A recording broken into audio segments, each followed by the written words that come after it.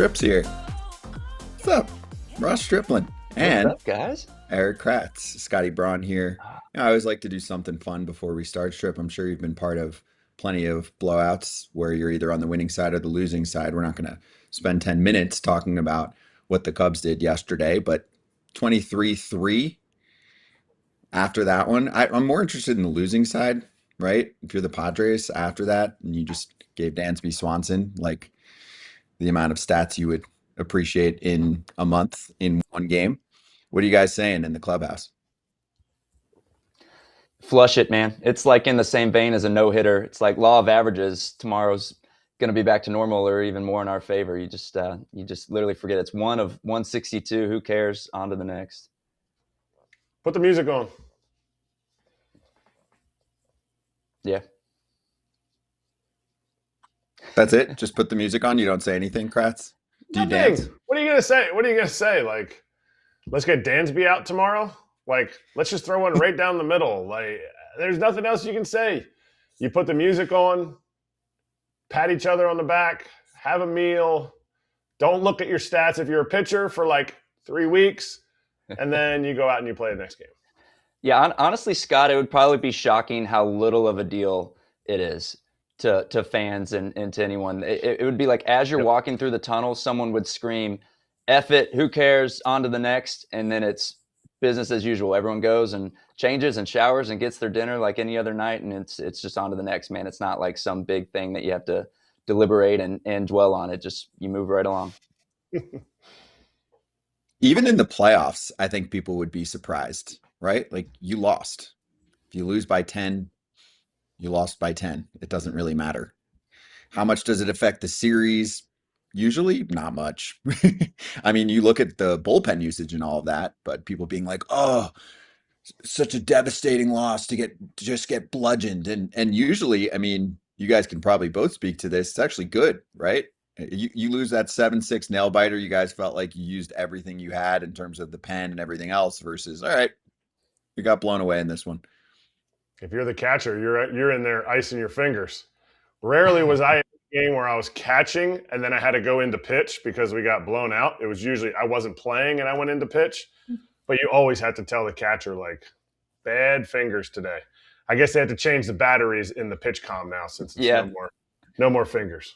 Yeah, that joke is going to die with time, Kratzy. That joke's not going to live on forever, man. Got to be something. Got to be something like bad. I don't know, like some kind of video game reference. Like when I used to play video games, it was like, oh, what?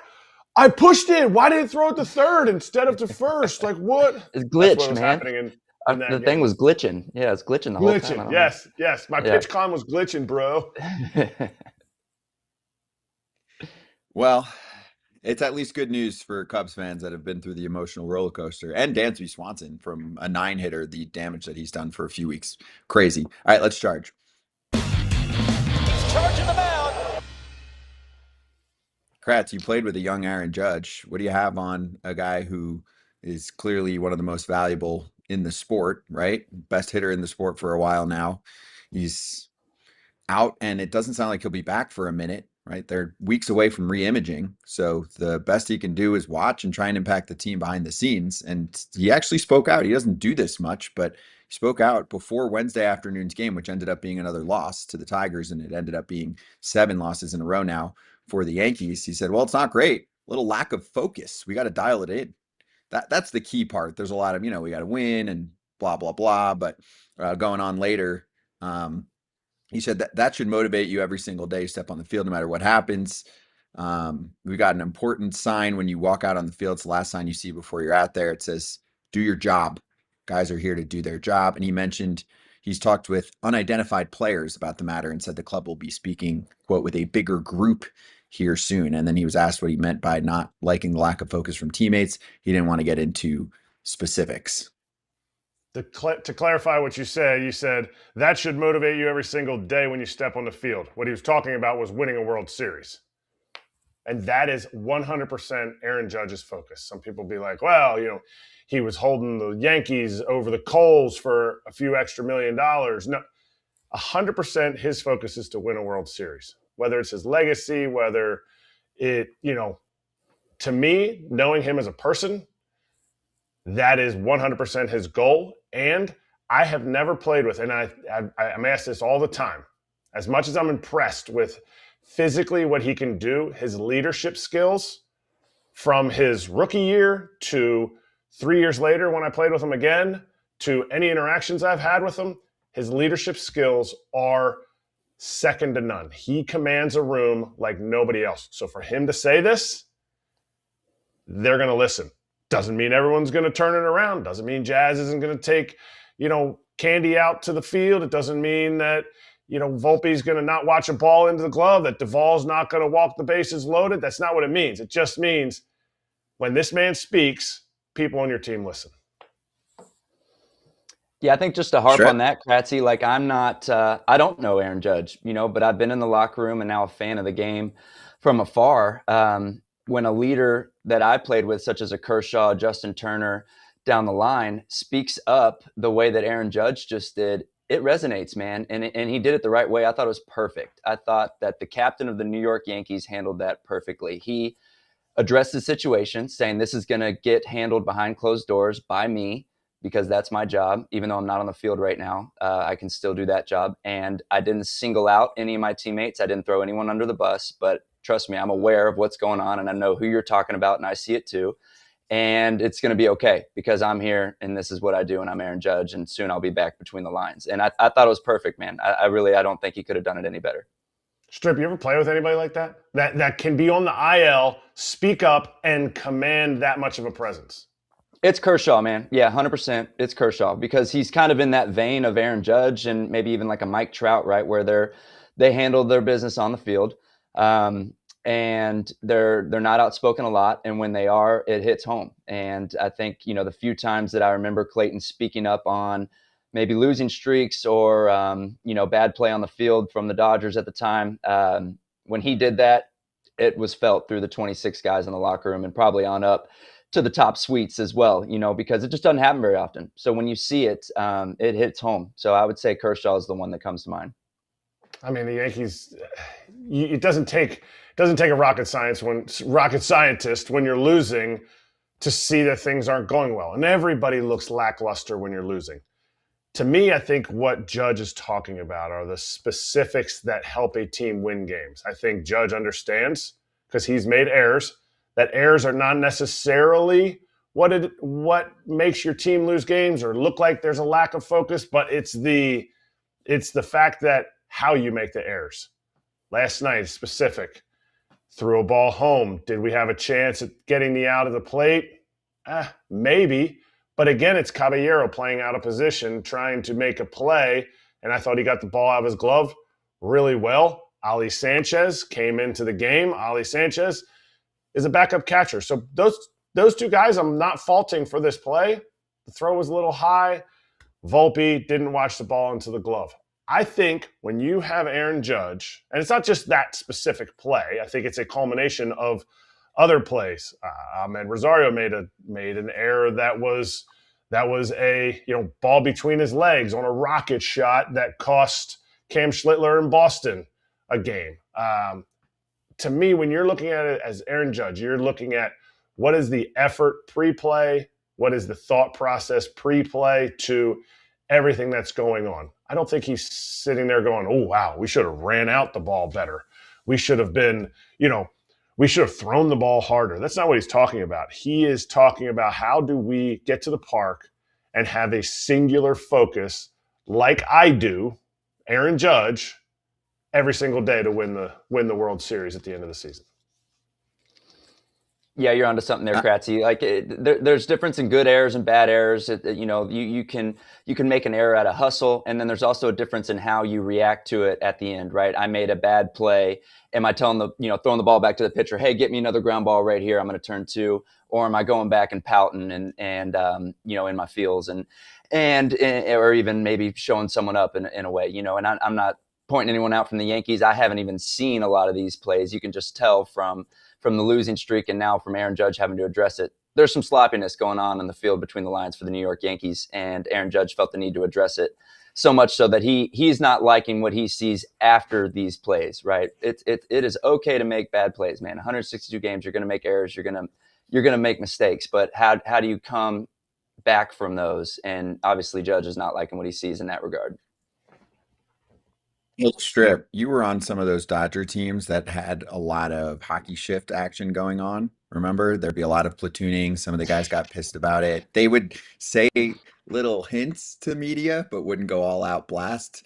So I'm just curious. This isn't an extreme case with the Yankees, but we've gone over Caballero, one of the best defensive shortstops this year. Then they start bouncing him around, right? And I know also yesterday's one game is not a good example. Apparently, guys are battling food poisoning. Like, you don't know everything going on behind the scenes. But can you speak to how things changed for the Dodger organization when they started finding guys that they could plug in every single day? Do you need that for every spot? No, not necessarily. But I just felt like there was this point where you were among some teams that were really good, or among some teammates that were really good, that were then sitting, and there was frustration boiling about that in terms of development and getting in a flow. So how much did things change when they were able to figure out more consistency there?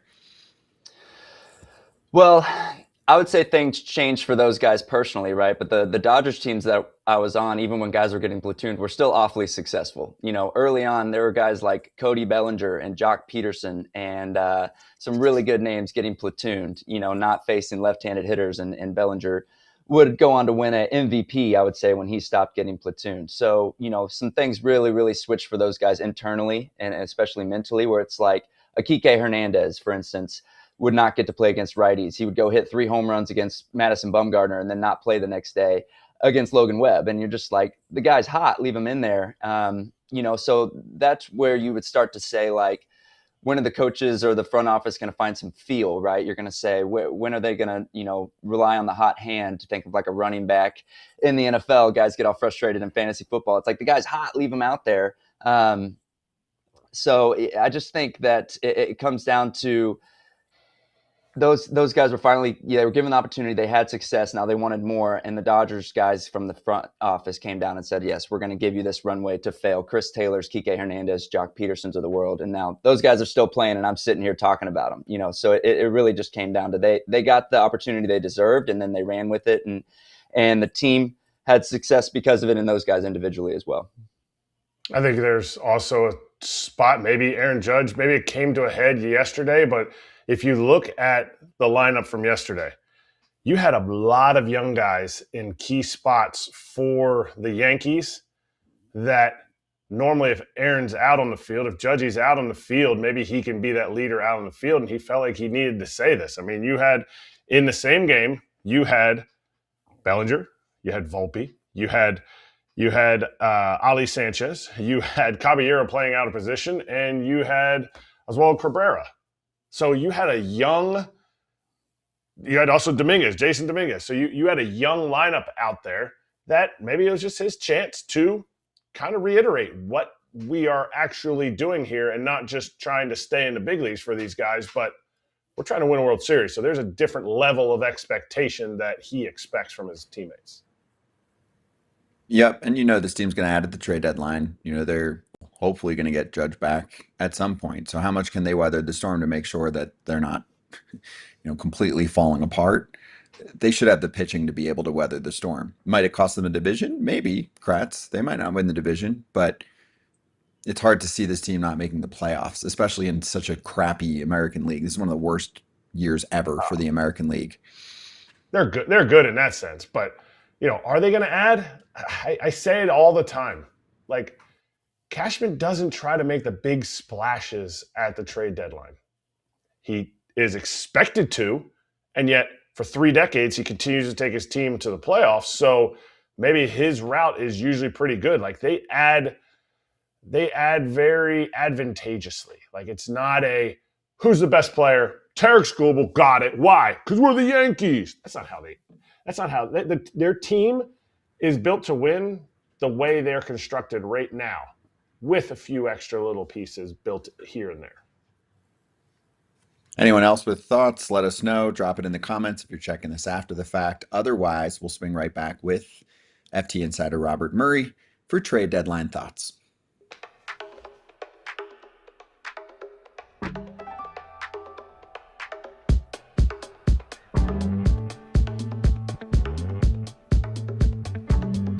People, dehydration sucks. Quint's electrolyte stick packs to the rescue. I order them. I use them all of the time. Listen, See as this? somebody who may or may not have had some adult beverages in their life, the next day, you know what flavor I like? Watermelon. And I don't like watermelon, I'll go raspberry, and it helps me to get my citrus salt in. But if I do, it helps me to get back to normal, feeling good, and ready to go the next day. Yep, tough workout or dry mouth in the morning, whatever it is, this is going to help you out. Quint always has the best deals for you. You can go on their website and see a number of products. We're talking about not only a product that tastes great, but has 0 sugar options that are also stevia free. Give your body what it really needs to stay hydrated. Go to quince.com/foul for free shipping on your order and 365-day returns. That's QUINCE.com/FOUL for free shipping and 365-day returns. Quince.com/foul. These statements have not been evaluated by the Food and Drug Administration. This product is not intended to diagnose, treat, cure, or prevent any disease. Worst start of Paul Skenes' career, 7 earned runs. That's a new career high. Phillies have gotten to him a couple times this season. And Kratz, I mean, it's crazy to say it, but if the Pirates were just going 500 lately on Paul Skenes starts, they'd be in a wild card spot, I think. It's crazy that it's the same exact story. They're scoring runs for Paul now, and he's letting more runs up. Look, he's fine. I wouldn't say he's fine. I think there's something nagging him, and I think he's trying to pitch through it ever since the start before the Phillies start. I think during this whole streak of not winning games for his starts. I think there's something because the velo's down a little bit. His pitches aren't as crisp, but it sucks for the Pirates because they are trying this year in a Pirate way. What are you seeing, Ross? Yeah, agreed. I mean, I don't have anything like extra that I see on Kratzy there. You know, it's like you see the man work before. He's got like a Trevor Bauer-esque pregame routine, right? He's in the lab trying to fix whatever's going on. I can promise you that. I mean, Pitching Ninja kind of diagnosed some stuff that he sees. I guarantee you Paul Skenes is aware of those things just from, you know, watching and listening to how he goes about his business. So he's trying to fix it. Pirates are trying to fix it. I'm not going to bet against him. He'll get it figured out here soon. Yeah, do you see the pictures there? Here they are from Pitching Ninja. What is this, Ross? Oh, man. It's not much. You know, it's the ball is out a little late there on the right. You know, as simple as that. He's pointing right to it. Like, get the ball out of your glove a little bit earlier, Paul. Easy for me to say from here, and maybe good things will happen.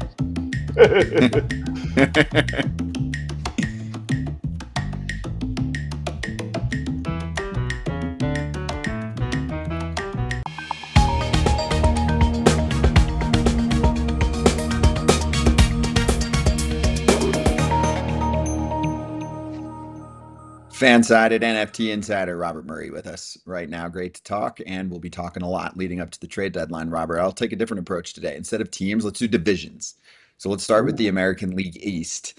Just size up what you see going on there and how it can relate to the trade deadline.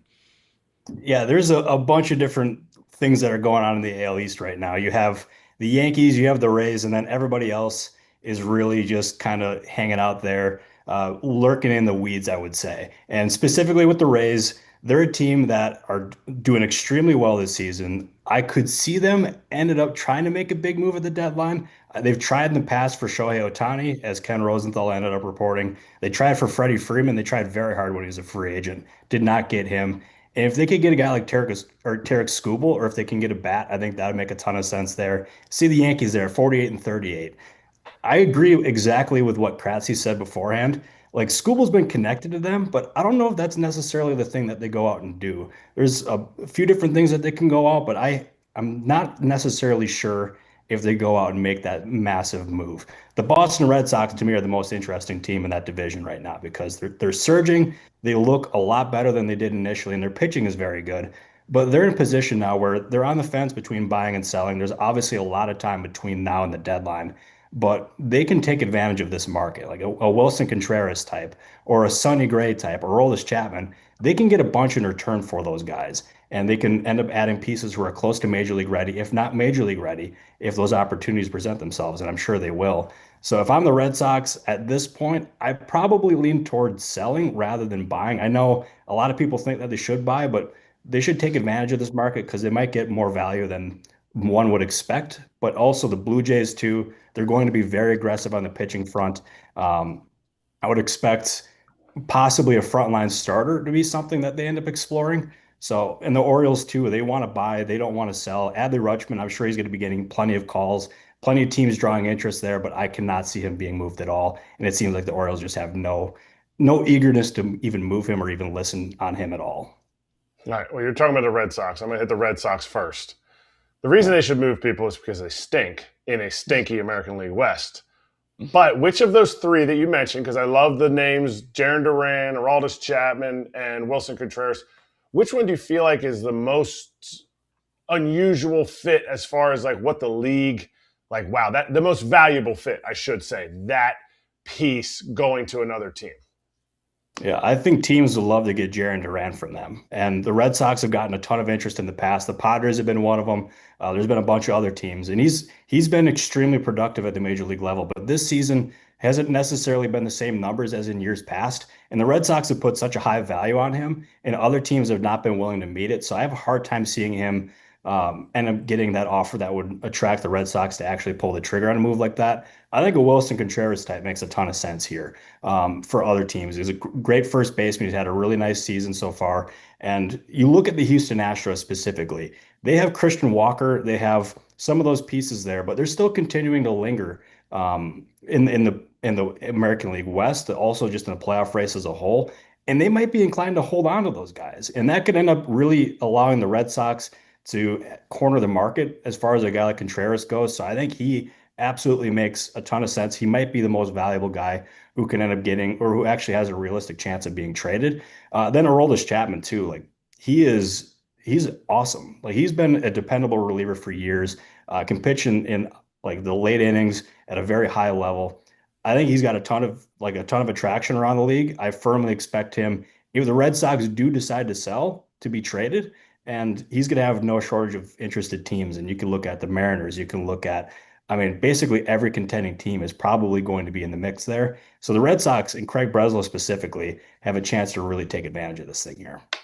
Is there a fear that Chappie may not be successful as an eighth inning guy for teams? Because when he gets traded, he becomes the closer.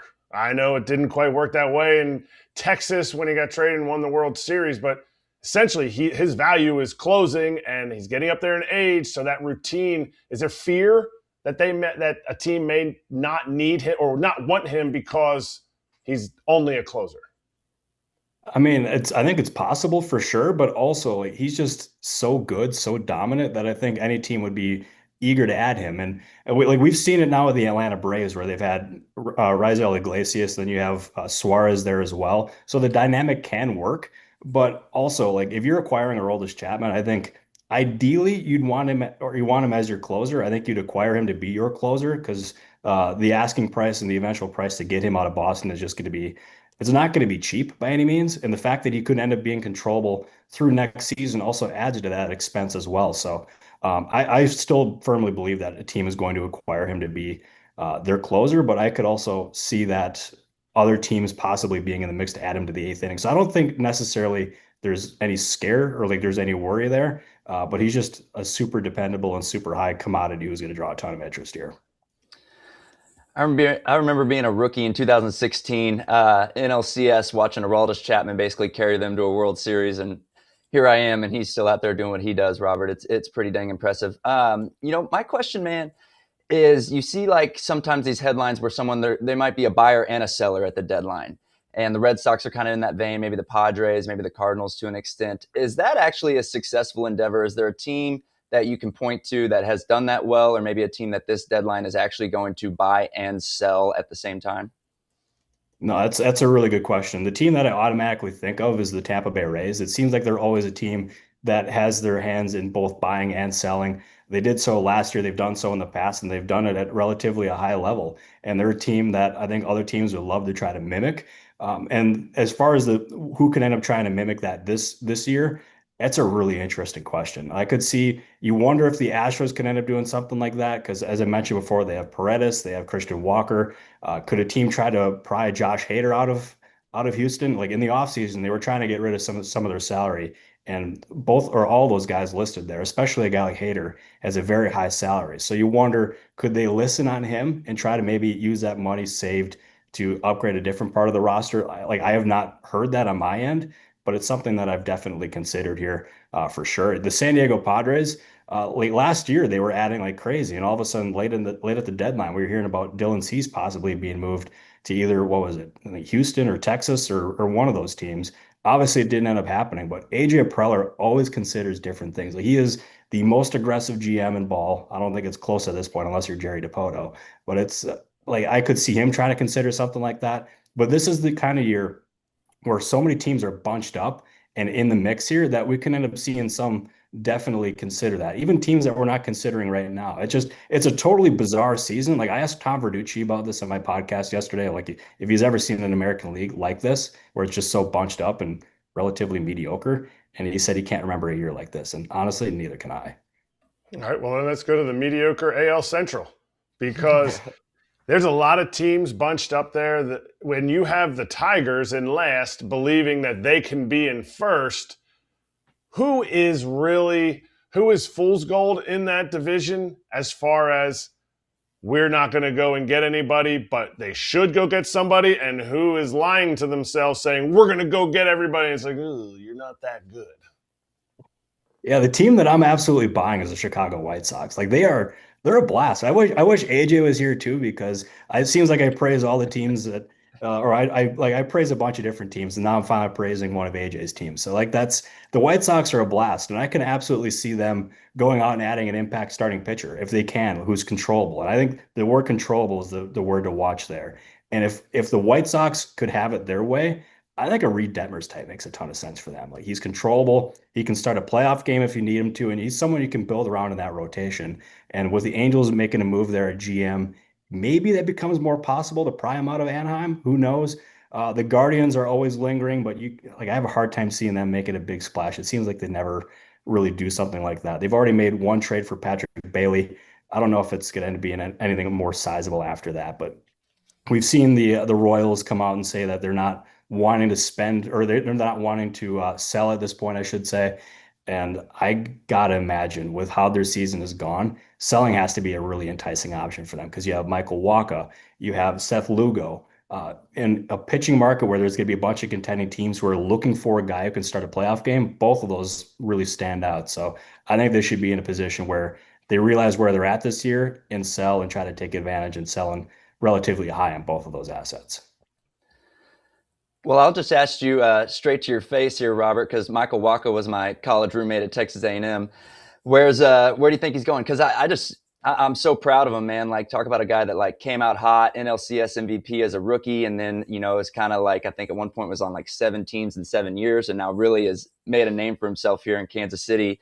And he's got like 2 little kids, and he loves it there. And I know a trade just rocks your world, but he could go to a lot of teams that I think would really, really appreciate him. He's not a big splash. He's not a Tarik Skubal, but he's been a really good starting pitcher here for a couple years, man. You got a gut instinct of where he might land? Yeah, I asked somebody that same question yesterday, and he was like, I would look at teams who are not looking for the Skubal type, or are not looking at like the Freddie Peralta type, where, I mean, they would probably think not the Dodgers, maybe not the Brewers, or like teams that we've been hearing linked to Skubal, I think are going to be in the market for a guy like Michael Wacha. I think he's going to be incredibly coveted at the deadline. He's like not the most flashy guy by any means, but he's just dependable. He's a veteran, and he's just really good at baseball. He's really good at pitching. And if you can end up adding him, I believe he's controllable through next season, which also adds to the intrigue there as well. Like if you're a contending team and you have a chance to add Michael Wacha, who probably I can't imagine is going to result in you breaking the bank as far as prospects go, I would try to take advantage of that opportunity. So Michael Wacha, he may not be getting like the same love as a Skubal or a Peralta or Joe Ryan or anything like that, but he can absolutely make a difference. And I think we're going to be hearing about his name plenty come deadline season here. All right. The muddled West. It's American League. Like every team stinks in the American League, or they're all just close together. Whatever it is the biggest move the fact that Perry Managian's out and possibly a new GM and John Mozeliak is in that isn't afraid to make moves for and worry about what Artie Moreno thinks? Oh, I think that just totally may have changed things here for the Angels. Like that really caught me off guard because like I didn't expect Perry to be back there next season, but I expected him to at least play out the entire season here before he was let go, and then also when Kurt Suzuki's contract with them expires. And this to me changes a lot because John Mozeliak has been much more aggressive on the trade market than Perry has in years past.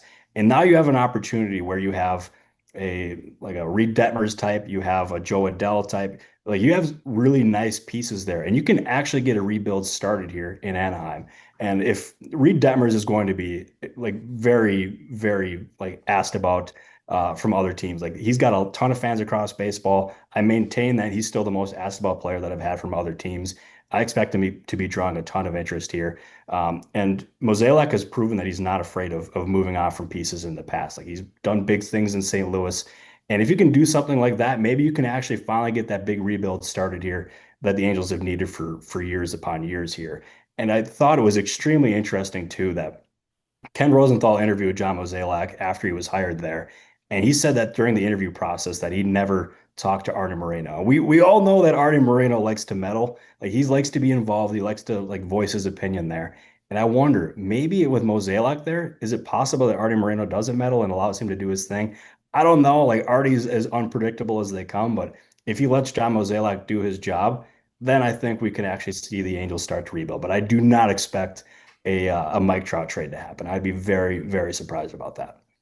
Robert, I'm not even sure if this is a question, a comment, or an opinion, but the A's are in the West. The A's are 3 games back right now. I think it's 3 games back of the wild card. They have a tough time finding stars. Is there a chance the trade deadline is the way that they go out and find a star, that they can make a move that, you know what, we're never going to be able to lure anybody to Sacramento in the offseason, so we do it at the trade deadline? I think they absolutely should consider. And this is something that I had a rival executive opinion is that they should end up trying to get Matt Chapman back at the deadline, where he's the A's hero. He's the guy that came up with the organization, and that organization's super familiar with him. Obviously, they're not still in Oakland, but he's got deep ties to the organization. And the Giants seem like they're going to be in a position where they listen on all these star players that they have, and Chapman would be a great fit. And I think of the 3 stars that they have in San Francisco, that Chapman has the most realistic chance of being moved. And if you can end up getting him back to Oakland, or let's say he goes to a team like Philadelphia, where I think that'd be a really good fit. I think either one would be a really cool story, but getting him back in Oakland, getting that star player back, and adding to that young core that they have and trying to maximize these postseason chances would be a really cool thing because they were super aggressive in the offseason and extending these young guys. They tried for Nick Kurtz, did not end up getting that thing done, but they got a bunch of that young core signed. And if you add Chapman to it, that would just be, I think, icing on the cake and a really good thing for A's fans to be excited about, and especially for the fans there in Vegas and further like draw fan attraction there for sure. All right, so moving out of the mediocre AL, let's go to the cream of the crop in the NL, Milwaukee. Robert, we've heard you say that you think this is the time to make a big move. We know they tried last year to no avail, but is this the year they do it? You think so, man? Run us through it. What happens? Boy, this should be the year because last year they tried for Geno Suarez. Like it was not for a lack of effort that they didn't get him. And this year they still need a power hitter in that lineup. Like they lack slug, and I think that's something that could be an issue come postseason time. But if I'm the Brewers, I see this opportunity that we have where you have Jacob Mizorowski, who looks otherworldly. You have Kyle Harrison, who looks great. Brandon Woodruff is back healthy, and he's looked very good so far. If you can add a Tarik Skubal type, I think that would be incredible. And that would end up putting them in a position where they can not only compete with the Dodgers, but they could legit beat the Dodgers. Like they would have a chance to really just be a postseason matchup nightmare. Because if you have to face those 3 guys consistently in a postseason series, like that does not sound fun at all. And they have this ability where they can put the ball in play on offense. They steal bases. They're super aggressive on the base paths.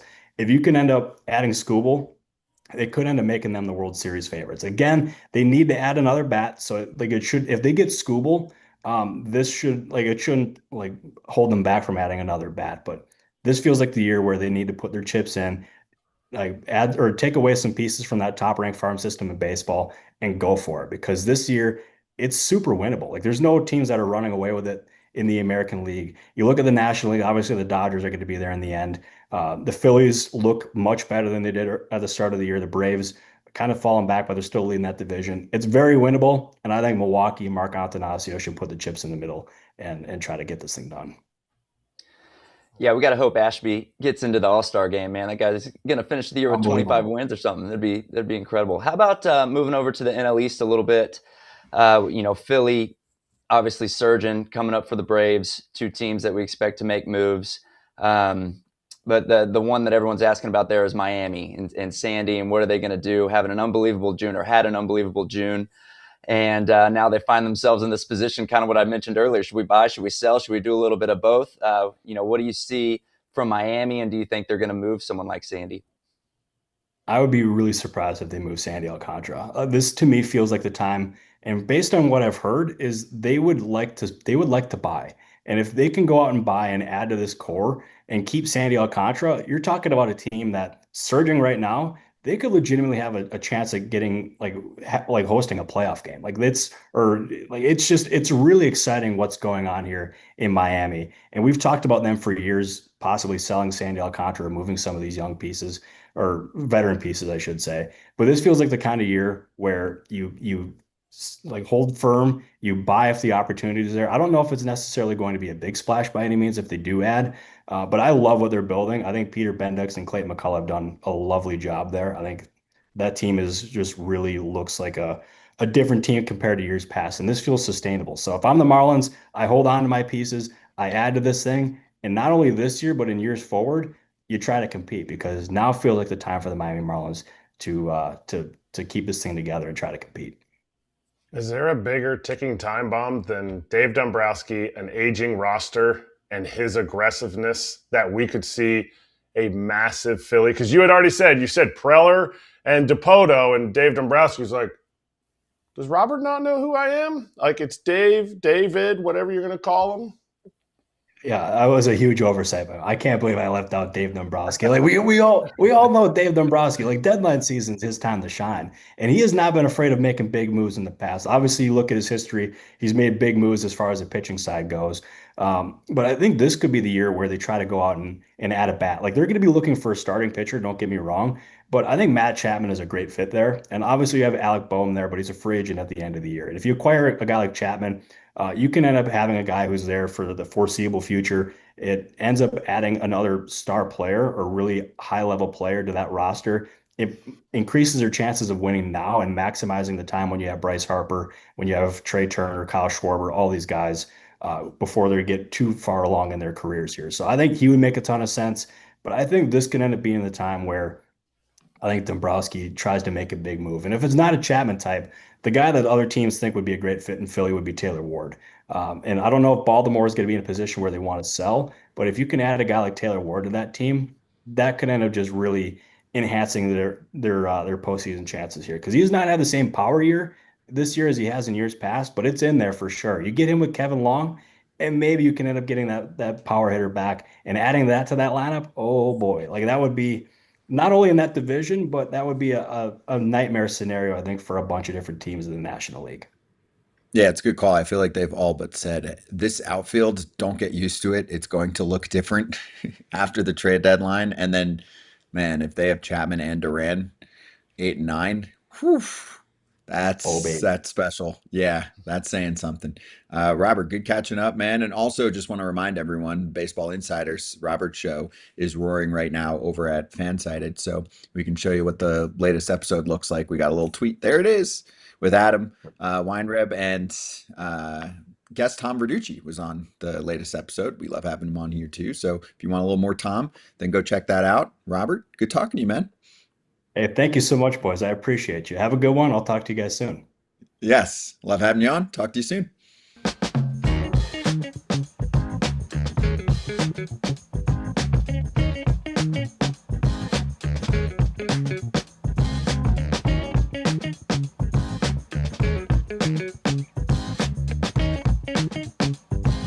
Yeah, I was upset.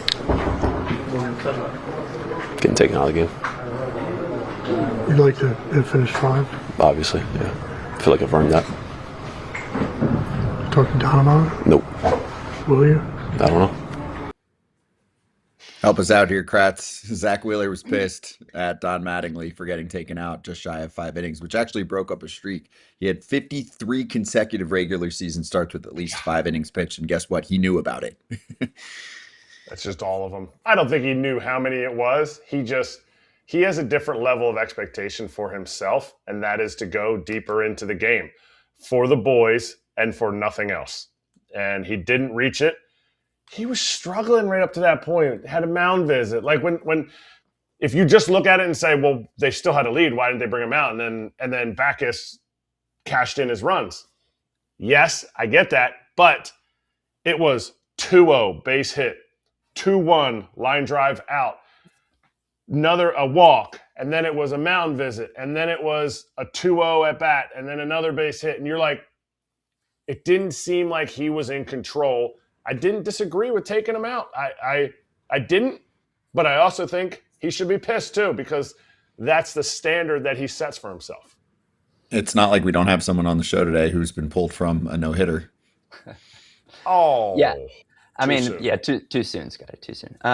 You know what? I would play both sides of that as well, Kratzy. Yeah, I'd play both sides of that as well. I mean, you're right. The call was to take him out, man. He's coming off injury. You know, his season's kind of just getting going. He's laboring. You take him out. But if you're Wheeler, you're also like, part of my job description is I get 18 outs. Like when I take the ball, I'm going to get 18 outs or more. And, you know, he didn't even get 15 outs. So you see that disappointment.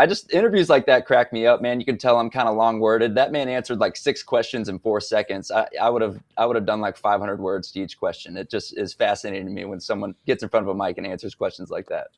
Jim Salisbury was the one asking him from the Phillies show. Yeah. Jim Salisbury was like, did you?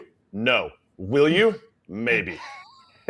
And you're like, like, Jim, keep asking him. Come on, Jim. Jim's a pro. I mean, he's been doing the back and forth for a long time. He's a veteran. And yeah, Strip, that's why you're on with us hosting a show now, because you got the words to lay it out. When Zack Wheeler's career is done, I don't know if he's going to want to be on FT or anywhere else. He's a little tighter on the words. He can get a podcast done in about 8 minutes. That's right. Kluber does that. Kluber, come on.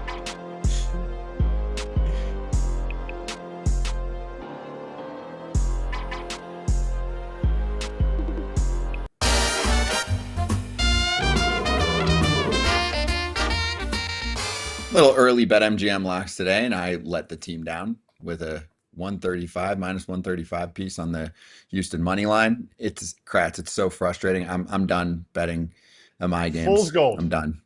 Fool's gold. So annoying. He like cannot. Mai. Oh my gosh. But the prior 2 starts, it's like no one can touch him, and then for this one, he can't touch the zone. It's when he does, he's just laying up meatballs. It was a disaster. He was awful, awful, awful. Got booed off the field. I know he's still adjusting and having problems with that, but he is inconsistent as they come. So I'm done with that. But props to you two. You and Todd Father nailed it yesterday. Ladder challenge continues. You only have 2 steps left. Is that right? Correct. Today is the 5th step. Tomorrow, Monday will be step 6. What are you doing? I'm going with a 1-leg parlay, just a straight up Bryce Miller for strikeouts. I think it's paying me at minus 160. Bryce Miller is fuego right now. He's not getting piggybacked as far as all that I read. All he needs is 7+ strikeouts. He's hit that in his last 5 starts. Bryce Miller going up against the strikeout-prone Angels, 7+ strikeouts. Okay. Strip? Yeah, I did, the raging hot Marlins, who I praised earlier. They're going to Coors Field, where good things go to die. And so I am taking the Rockies money line, get a little plus action there. So it's like 100 to win 120. Rockies win a game at home against the surging Marlins. I've played too many games there. It doesn't matter how hot you are, how good your team's going. It doesn't matter. Baseball doesn't exist on the moon. And it just, that's a young Marlins team going into Denver. And I just think the Rockies can pull one out here. There you go. Plus 120 on that one. I'm taking a game that's got minus 110 on either side with Cleveland and the White Sox, but Cleveland's at home. I'm just playing a home road split affair. Cleveland at home, White Sox much worse on the road. And then it's Slade Ciccone, who had a banger month of June. ERA was, I think, in the low ones. He was really, really good. White Sox side, it's Davis Martin, who's been their best guy on the season, but he's cooled off a little bit, right? The ERA was in the low ones for him for his first 9 starts. It's now, I think, around 3, but also just playing the home road splits. Davis Martin at home versus Davis Martin in the road.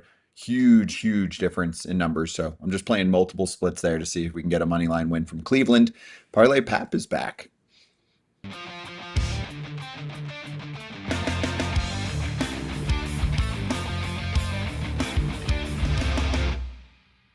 FT Nation, what's up? It's your boy Parlay Pap coming to you on this Thursday. I got a 2-leg parlay for you today. I'm taking the Miz. Can't go against the Miz, so I'm taking the Brewers in the money line.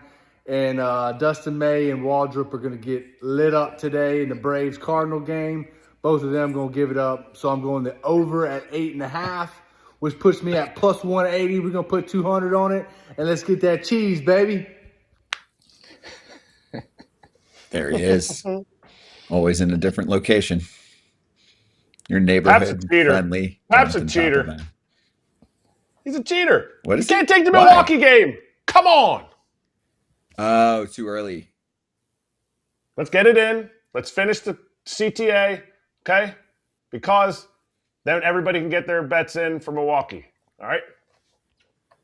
I mean, he sends it in the morning, but it is true. Producer lady, we need to find him in Kangaroo Court. You have to pick night games every night so that people listening after the fact on YouTube can still pick their night games. Hey, swing for a daily shot to win in the BetMGM Swing for the Fences game. It is free to play in the app, and try and get yourself a little bonus or a boost token tonight if you're going with one of our locks or you've got your own plans. Gambling problem or concern? There's help. Call 1-800-GAMBLER. Coming up next for us, Eno Sarris joining. We have drama with the baseballs. Did you notice the baseballs are flying again?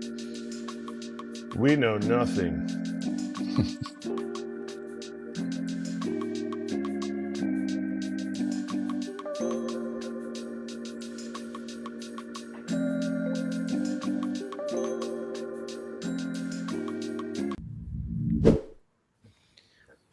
Let's look at some matchups for a few minutes while we wait for the TV crowd to return. Siki cooking us up with a little preview. Kratz always shakes his head strip as I read some matchups that you should buy tickets to. So, EK, do you have a particular game on your mind for either Thursday night or the weekend slate? You can get ahead of things so people can buy their tickets a little bit sooner than last minute. What are you looking at? I'm going off the matchup train, and I'm looking ahead because Junior Caminero this weekend is going to break Don Mattingly and Ken Griffey Jr.'s record of home runs per game. So I'm following Junior Caminero all around. If they have a rain out, I'm buying a ticket the next day. If it's a day game, a hot game in Kansas City, I don't know. If maybe I'll get some in the shade. But Siki can let me know where the shade is for a day game if they're playing a day game. So I need to see that record. Wow. And that's not an easy park to continue the record with. Like if you've got the streak going like he does right now, homers in 6 straight games, you're trying to find a better ballpark than Kansas City. Doesn't matter. They move the fences in. Strip. This is great for you pitchers. They move the fences in. It doesn't matter. The way that he's hitting the ball, it doesn't matter. Exactly. That one yesterday got out by 45 feet. Yeah, it doesn't matter the park. He could go dead center in Polo Grounds right now.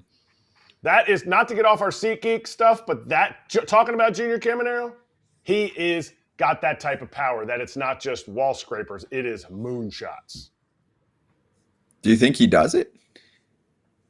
Yes. That's why I'm getting tickets to it, because I want to see it. We pitchers, we're too fickle, man. We'll just hit them and pitch around them and walk them. We're too wimpy. I'll throw us out. I'll throw us straight under the bus. Yeah, I'm just saying it's going to have to work out perfect with he's going to have to be up a lot with 2 outs, nobody on to start getting some pitches to hit. That's what I'm guessing is going to happen. But I thought it was going to happen because Kansas City's bigger.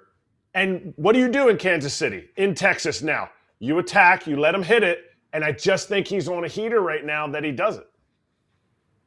Hey, I hope, man. What an awesome story. Freaking go do it. Yes. I hope so, too. I just think when we get to the actual record-breaking time, no pitcher wants to be part of it. And all you have to do is get by a game or two. It's not like a home run record where every night you could be the guy, right? Like you could end it in a day. But we'll see. I mean, I want the glass half full, even though I just shot it down. If you want to follow Junior Caminero, Territory 10% off MLB tickets on SeatGeek. You can also put that in and then hold it in your account so that you can use it later.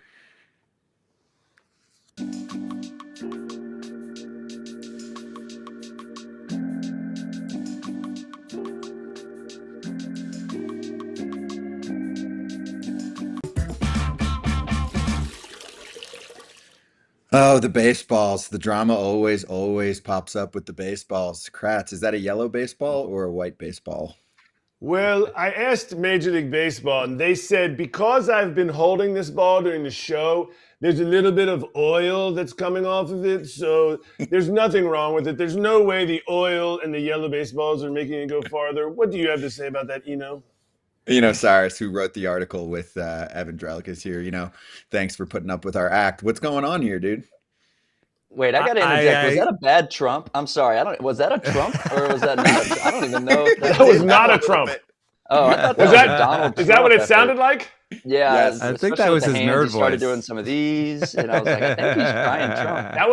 That was my Major League Baseball PR team going, we don't know anything. Oily baseballs, tell us, Eno. Yeah, no, I mean that was the thing that's so hard about this recent one. Also, the ball thing's been going on forever. 2019, the ball was different, and we had the year of the home run. That was a nutty year where we broke all the home runs records. And drag recently has started to look like 2019 in June, and so the ball's flying further.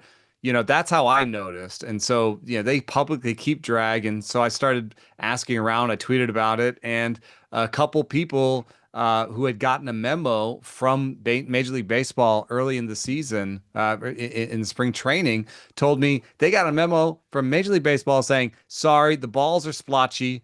They're splotchy yellow. There's oil seeking through. About 50% of the balls are affected. We can't throw them all away because we make too many balls over the course of the season. We can't just make new ones.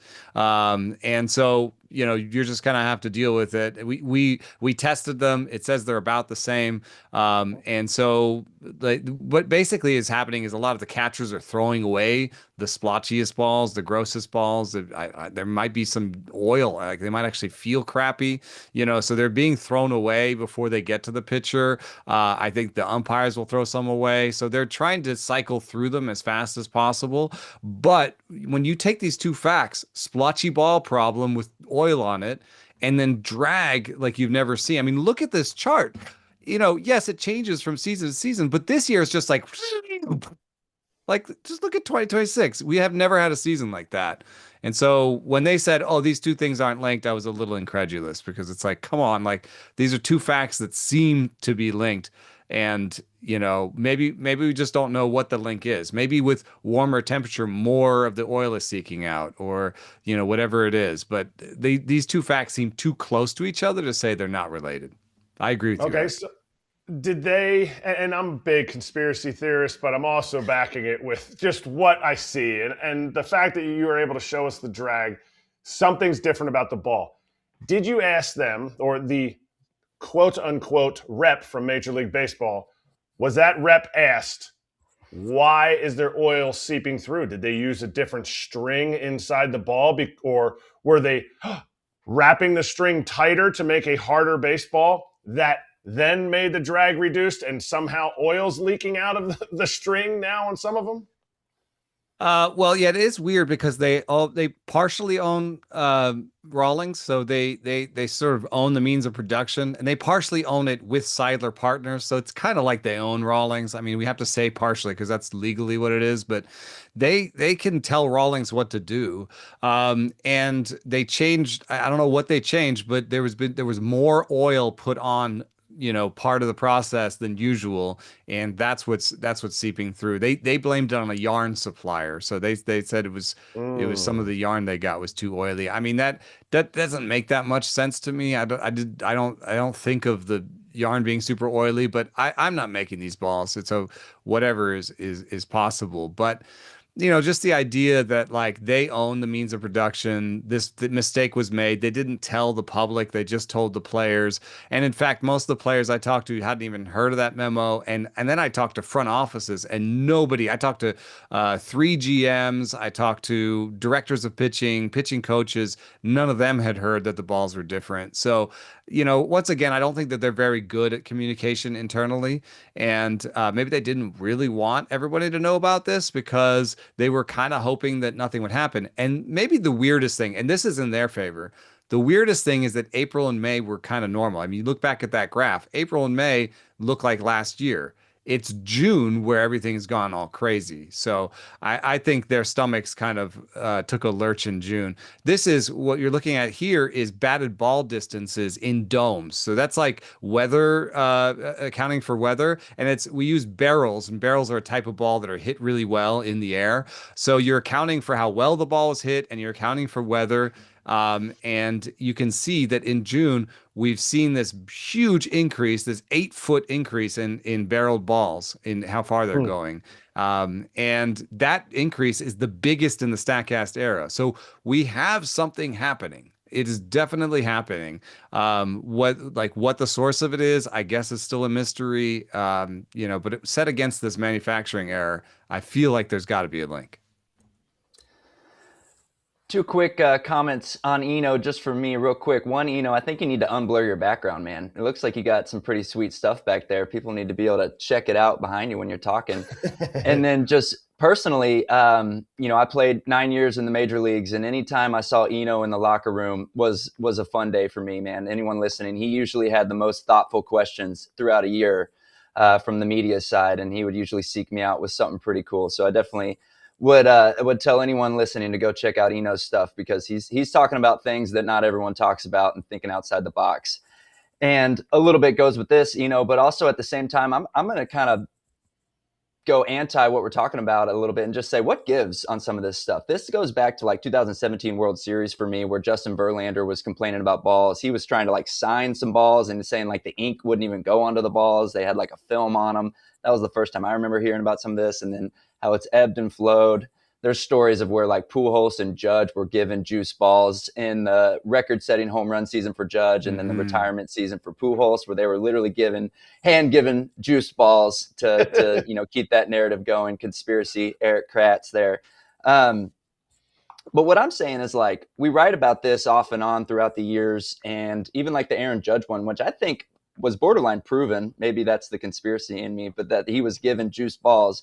And these stories just kind of come and they get a little bit of love and then they just disappear and nothing happens. And we just accept that the balls are what they are. Is that what you see when you write about it or you talk about it? Are fans, are they engaging? Are they actually distraught and upset about any of this? Or is it just another ho-hum thing they read, MLB's rigging stuff, let's move right along? I think to some extent you've decided it's rigged, or you decided it isn't. And so, if you have decided it isn't, you're not that interested in this ball story. If you decided it is, you just say, hey, another example. I think you do bring up a bunch of interesting ones. I've talked to Verlander at length about this one. He actually once took me across the clubhouse to the hitters in 2019. And he said, tell me what you just told me, because I said something about the ball being juiced. And so I had to tell Ian Kinsler and all the hitters on the team that the ball was juiced. And they're like, but what about this? But what about this? And I had to and Verlander's totally like, yeah, see, you guys aren't that good. It's just the ball being juiced. It's like, thanks, Justin. But no, I think what is one thing that is different is that we have, with Hawkeye and TrackMan, we have the ability to look at drag directly and in a way that we didn't before. So I think to some extent this was happening in past years, and we just didn't have the tools to be like, aha, it's the ball, right? 1987, there was a huge increase in home runs in 1987. And now that we look back and we try to figure out why was there such a big increase in 1987, there were changes in ball manufacturing. And I believe that was a ball change. That was the 1987 was the first 2019. And so I believe that some of the ebbs and flows of offense over the course of the history of the game have been due to the ball. In fact, early baseball, the ball looked completely different. It was dead and weird and made out of just the weirdest stuff. So, now we've tried to dial in the ball, and we had for 4 or 5 years relative normalcy. This is the first year where it's like, what is going on again? And the last thing, I do want to bring up the Judge thing, because I believe that was a really interesting study by Bradford, and what he and his expert, what they found was that the balls were from the same batch. They proved that the Pujols ball and that the Judge ball, they were from the same batch. But one thing that you do with balls that are going out to these things, you have to stamp them, right? Like if they're going to go, so they are going to be from the same batch. Like, so I'm not sure that proves to me that they juiced balls, that they got one batch and they commemorated all of them, and they said, where do we need commemorated balls? Where do we need like these balls that have a stamp on them? We need them with Pujols, we need them with Judge. So I read that story a little bit differently. But yeah, I think the technology evolving to where we are now is why we're super aware of the ball changes from year to year. And what Eno's talking about is the infrared stamp that they put on the ball so that, hey, somebody catches Pujols' ball or somebody catches Judge's ball, then it's an infrared stamp that's put on and you can verify it. It's like authenticated. That's authenticated. The word, yeah. Yes. Thank you. Is this disingenuous by Major League Baseball to be the owner of the baseball? Because we've seen it change, whether they're doing it for some type of malpractice or they're doing it because, in my conspiracy theory, whoever's controlling the market with cost, if position players become more expensive, let's soften the ball. If pitchers become more expensive, let's harden the ball to increase offense.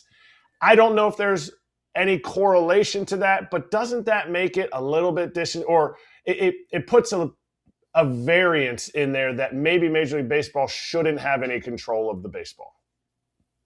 Yeah.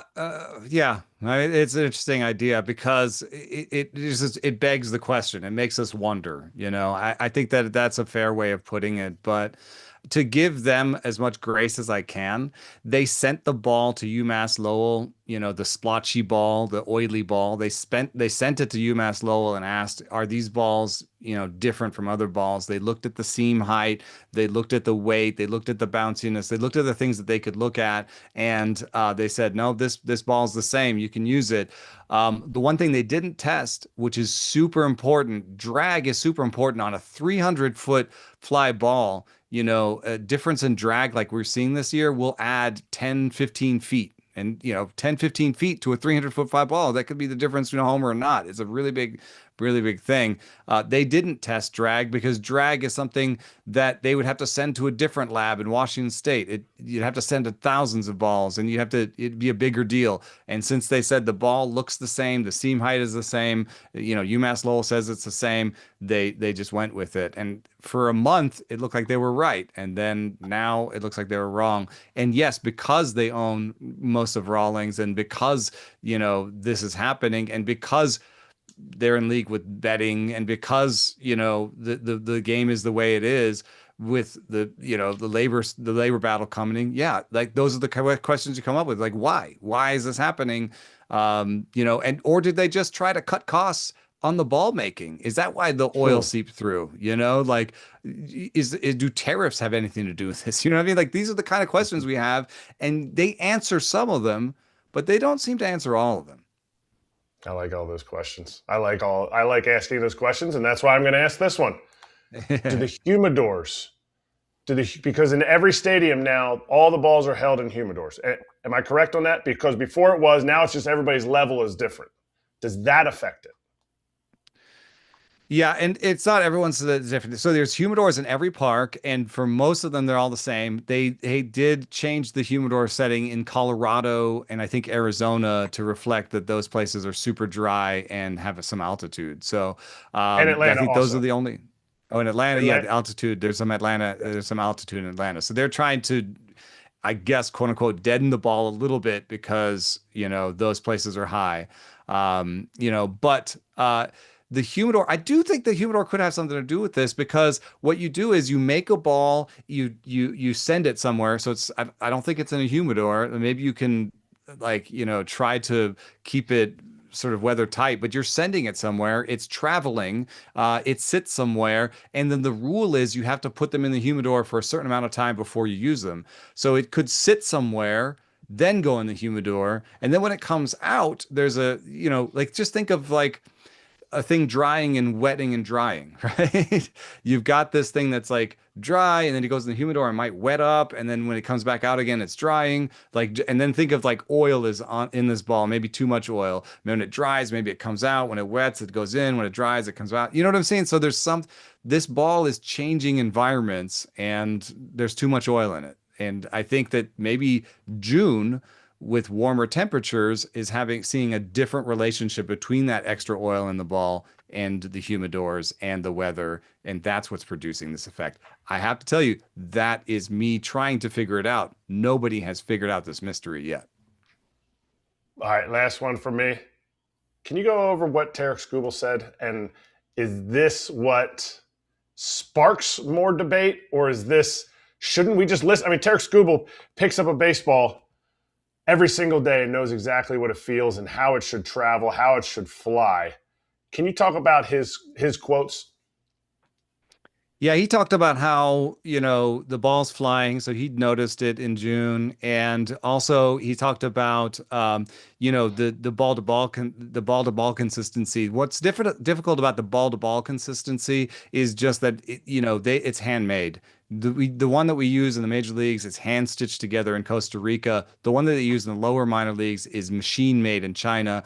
There's a difference there, and that leads to more ball to ball variability. So while I feel for him that every ball is different, and that kind of is really annoying, I think that's the source of it. Now he talks about also like people thinking about conspiracy theories. We just ran through a lot of those here, because we have the same questions he has. He's playing the game and he's wondering why. Like, why is this splotchy? Why can't we just get rid of these balls? Why is it so variable? Why is it seem like sometimes you just like the offense peaks when you need it to? I mean, these are questions that are natural, I think, and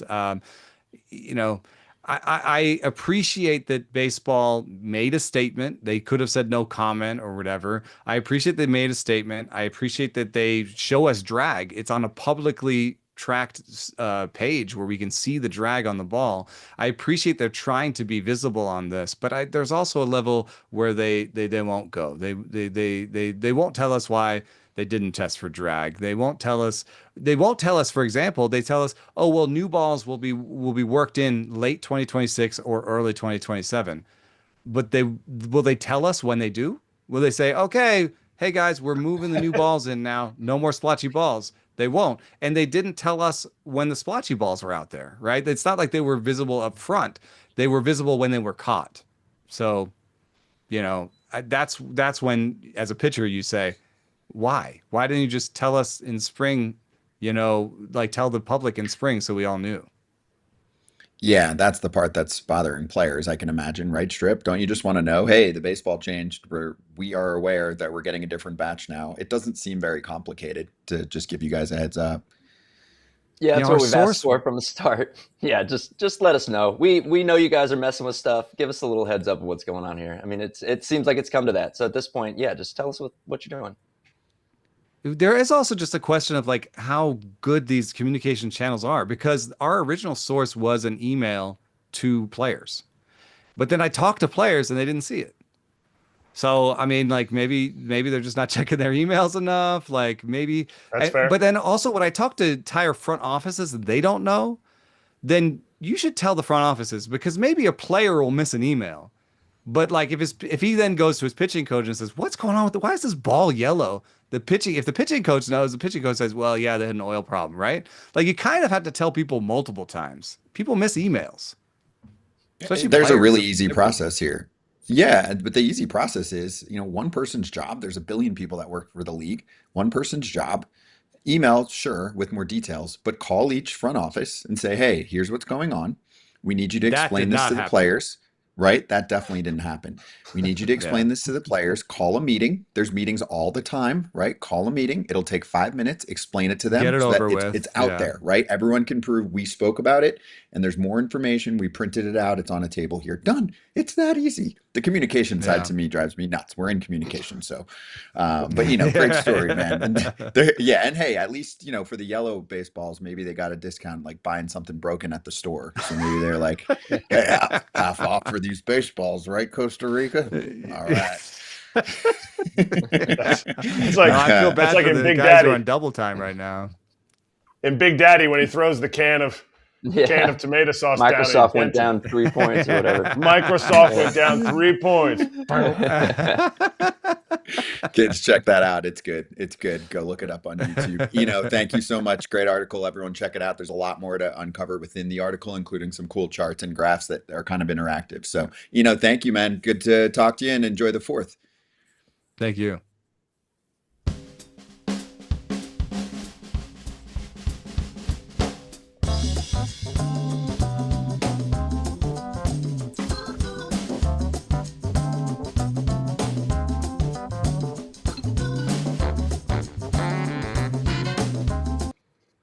I mean, this sucks. I'm going to go back to back on these tweets. So first off, Bob Nightingale said Ohtani, with his start being pushed back from today until Friday, no longer a viable candidate to pitch in the All-Star game, scheduled to make his last first half start next weekend.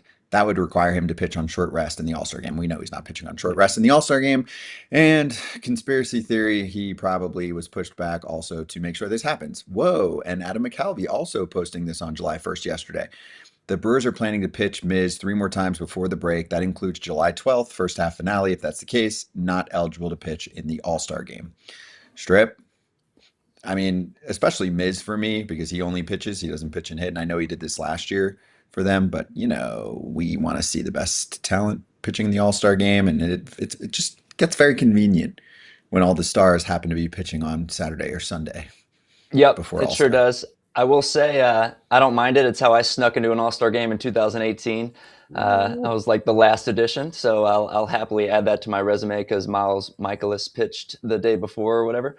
Yeah, I mean, it stinks. You're right. We want to see the best. I'm not surprised from the Shohei one at all, especially I've been a Dodger for a long time. They're kind of the kings of workload management, hence why their entire roster is always healthy on October 1st.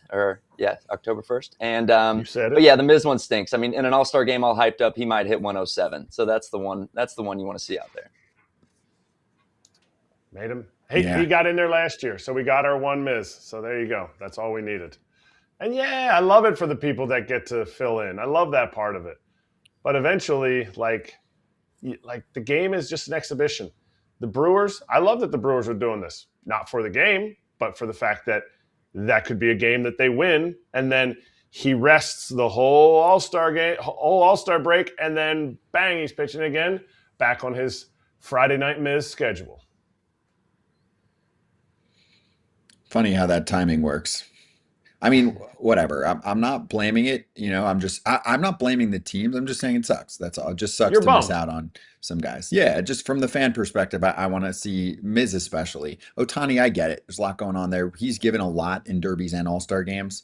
He's for Miz, this is his second full season. He's been, I think, the wow factor pitcher.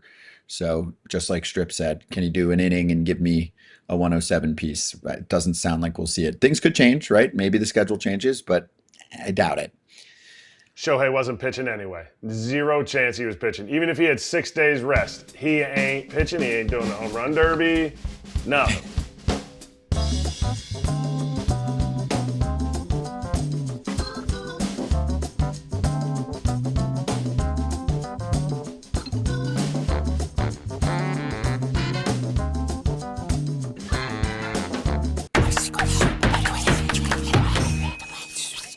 Spreading rumors. I mean, we're going to start with a guy that Strip knows well, Dustin May. So the St. Louis Post-Dispatch put in how, despite the Cardinals being in contention, they're still going to listen on offers for Dustin May. And he's hit a little bit of a slower patch, but man, he's had a good year.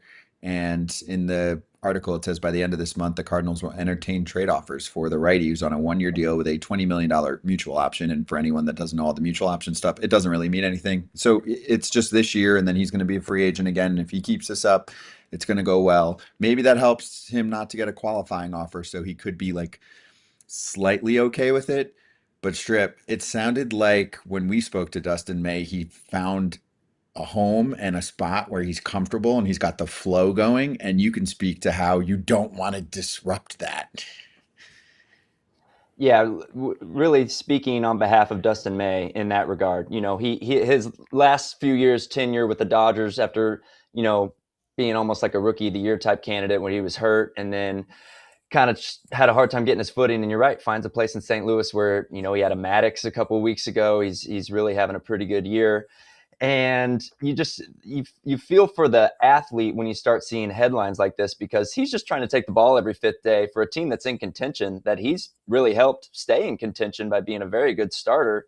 And all the while now I'm reading that I'm on the trade block and they're going to field calls on my behalf. And it just throws like a little wrinkle in there when you're already trying to get player XYZ out in the box and big leaguers. And now I'm thinking about that and have that weight on my shoulders. I feel for Dustin May, but it does kind of go back to what I was asking with Robert Murray earlier, which is like kind of the buy and sell thing at the deadline. Like if I'm the Cardinals, it probably kind of makes sense. This guy's on a 1-year deal. He's done a good job for us, but if we can flip him for some prospects or for someone that can help me out longer term than the next 3 months that I have for Dustin May, I'm going to field calls on Dustin May. So I once again, I feel like I come here and I always take both sides, and here I am again doing it. I see both sides. It stinks for Dustin May to have to pitch through those rumors, but it's probably smart on behalf of the St. Louis Cardinals. Strip, I need you to pick one side of the fence. All right, we're not sitting on the fence here. This isn't like, that's not how we're going to play it. But my question is, because you hear all the time, people are like, well, if this hitter would walk more, if he would walk, more plate discipline, you can't just be like, oh, well, I'll just not swing at balls anymore if I'm a guy that's aggressive. Dustin May's whip is down almost a 0.5 for the year. I mean, 0.4 from his career to this season. And if you take away his best seasons, it's even down more than that. Do you think if he goes somewhere else, he's able to keep that? Or is it, for a pitcher, is that something that's like, hey, you know what? I see this change in him? Because you can't just be like, well, he's really attacking the zone more. He's just throwing more middle. Like guys have been trying to do that all the time with all the other teams he played with. So do you feel like it's something that he leaves St. Louis and that's gone? Or do you think it's something he can take with him?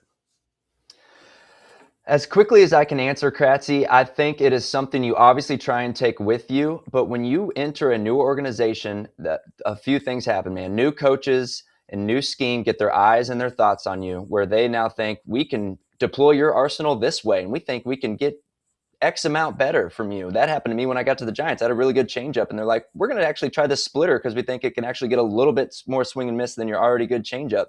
And then I stunk. So it just kind of, it depends on how active these new coaches are going to be on trying to change him. And then I would actually say how good his first 1, 2, 3 outings go. If they don't go well, a lot of things are going to change. And I think you're going to see some struggles mentally, physically from any pitcher, right? Because he's in a new place. He's trying to show why they traded for him, what he can bring to the table. And if those first ones don't go well, the sky's the limit on what can go badly after that. So he's going to try and bring it with him. And then it's going to kind of depend on results after that, I think. Okay, so if he does bad, panic at the disco, trade him before the next – wait, no, there's no trade deadline anymore. So they got him. But my comment on the whole Cardinals thing, I love that they're actually looking to trade him and get value from him. I hate it for Cardinals fans, but I also love if that's the case that I think I'm evaluating the Cardinals the same way that the front office would be evaluating them. And people would say, well, you got to get value when you can. The Cardinals are not a small market. They play against small markets besides the Cubs, but they're not a small market. They have, I think, the 4th richest owner in baseball. And I think if they're trying to find value in this, I think it's Chaim Bloom doubling down, tripling down on what he knows will develop this organization. And he's not fooled by what he sees in the record column right now. Their team, in my opinion, is not good enough. Their pitching staff is not good enough with or without Dustin May to make a deep run in playoffs or even make the playoffs in a tough National League.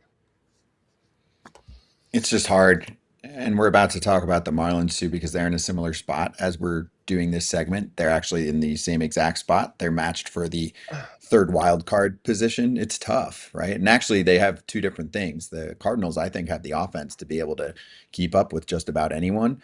For the Marlins, they have close to enough pitching to keep up with people, right? We can transition to that because in this article, it also went over an ESPN report that the Marlins likely won't be buyers of anything big, right? But they probably are going to hold on to Sandy Alcantara if this keeps up, and that's big news too. I think they're in a different spot. We kind of talked about it yesterday. Who's better, the Marlins or the White Sox? Today we're talking the Marlins or the Cardinals. Similar records, and I think the Marlins are in a better spot. I think their pitching is something that even if they don't make moves, I still think they're in a good spot because of the fact that their look on offense is fine. It's not as good as the Cardinals, but their pitching is going to give you fits off so often. They are going to give you so much of a problem day in and day out of every game of every series. And I just think there's a very, very stark difference in those two teams. Yeah, I would agree. And I think there's something to like what this season individually can behold later for those two teams, right? If Miami makes the playoffs as the third wild card, that is an unbelievably successful season. New manager Clayton McCullough has like flipped that team around. We're in a tough division where everyone talks Phillies and Braves on the upside and what's wrong with the Mets, and all the while we're just right here doing our thing. We're going to get in the playoffs. That is an unbelievably successful season for them versus if the Cardinals get in as the third wild card. I know not a lot of expectations this season, but they're still the St. Louis Cardinals. They got multiple World Series in our lifetime. They're very much on the radar of being like one of the blue chip teams of MLB, and they do things the right way and, all that. And making the third wild card and kind of sputtering out is not a successful season for the St. Louis Cardinals in my eyes. So I think you have to kind of weigh those differences from the front office, where if the Cardinals are like, we would probably actually rather kind of sell here, maybe miss the playoffs or slightly make the playoffs, whatever, but like rebuild moving forward, knowing we have to be better than the third wildcard team. And Miami kind of being like, no, this is great. This is a step in the right direction. Next year, we're competing for the division and we're all the while, taking a run at Milwaukee and the Dodgers kind of thing. So I think it's going to be made, by people above our heads, obviously, as it always is. My last point here is Kratz is, I think, doing a nice job comparing a team like the White Sox to the Cardinals to the Marlins, right? Where you don't think they have everything intact to go the distance if they make the playoffs. But the White Sox approach, at least publicly, appears to be that they're not going to sell at all. They're going to lightly buy.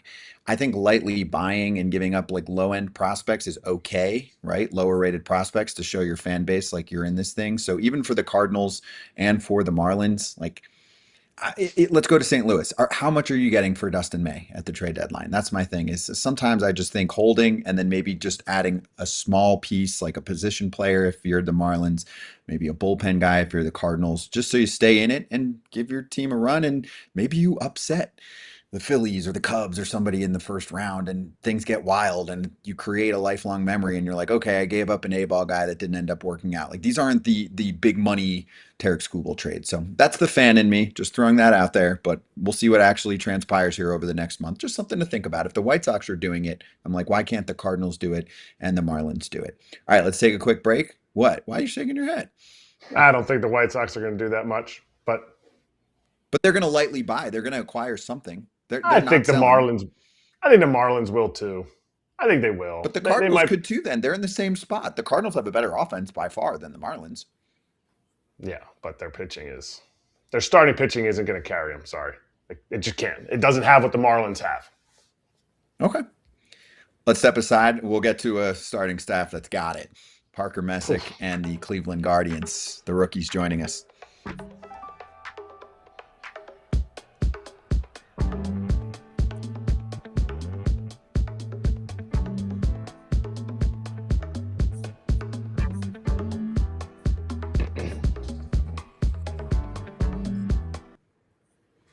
Hey, this tweet aged a little bit since the Rangers did lose actually to the Guardians last night 9-4, but they had won 6 in a row to get themselves into first place. And then Kratz, they get hit with the injury bug again, actually stripped first because this is your old teammate. Corey Seager hits the ball as hard as anyone. He's so freaking good. But as he's getting older here, the injury bug's hitting him harder. I know it's always been something he's battled, but it's the back right now. So he hits the shelf for the third time this season.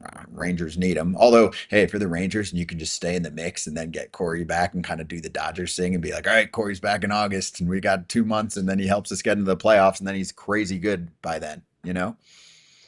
Yeah, I hate it for Corey, man. I mean, he's battled, like hammies off and on his whole career, but I think this is the first episode that's a back, and there's really no way to get through a back besides to rest and let it get all the way better. And I think he kind of tried to battle through it, and here it is flared up again. And so I hope he can just kind of get off his feet and get that thing right. And yeah, for the Rangers, keep hanging in there in a division that's nobody's running away with it, and get yourself all the way back. And if it's a September 1st, you're like a call up on September 1st. That's the best call up you can have in all of Major League Baseball is Corey Seager. So it's if I'm them, I'm just getting him all the way right, hanging this thing.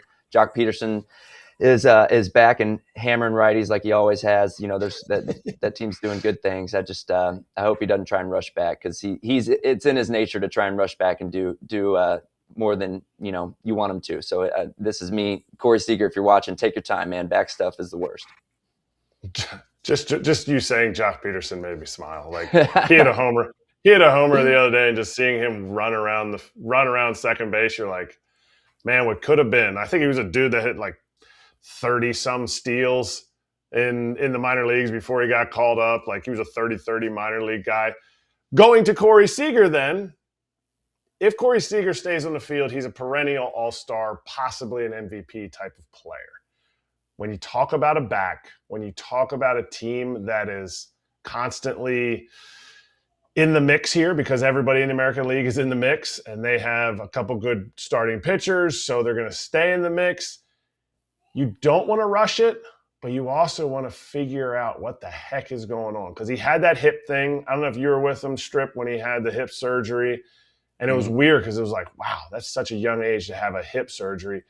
And it just seems like he goes down, and when he comes back, he's elite again. So this Rangers team is going to rise and fall based on health for the rest of the year. This is a blow for them.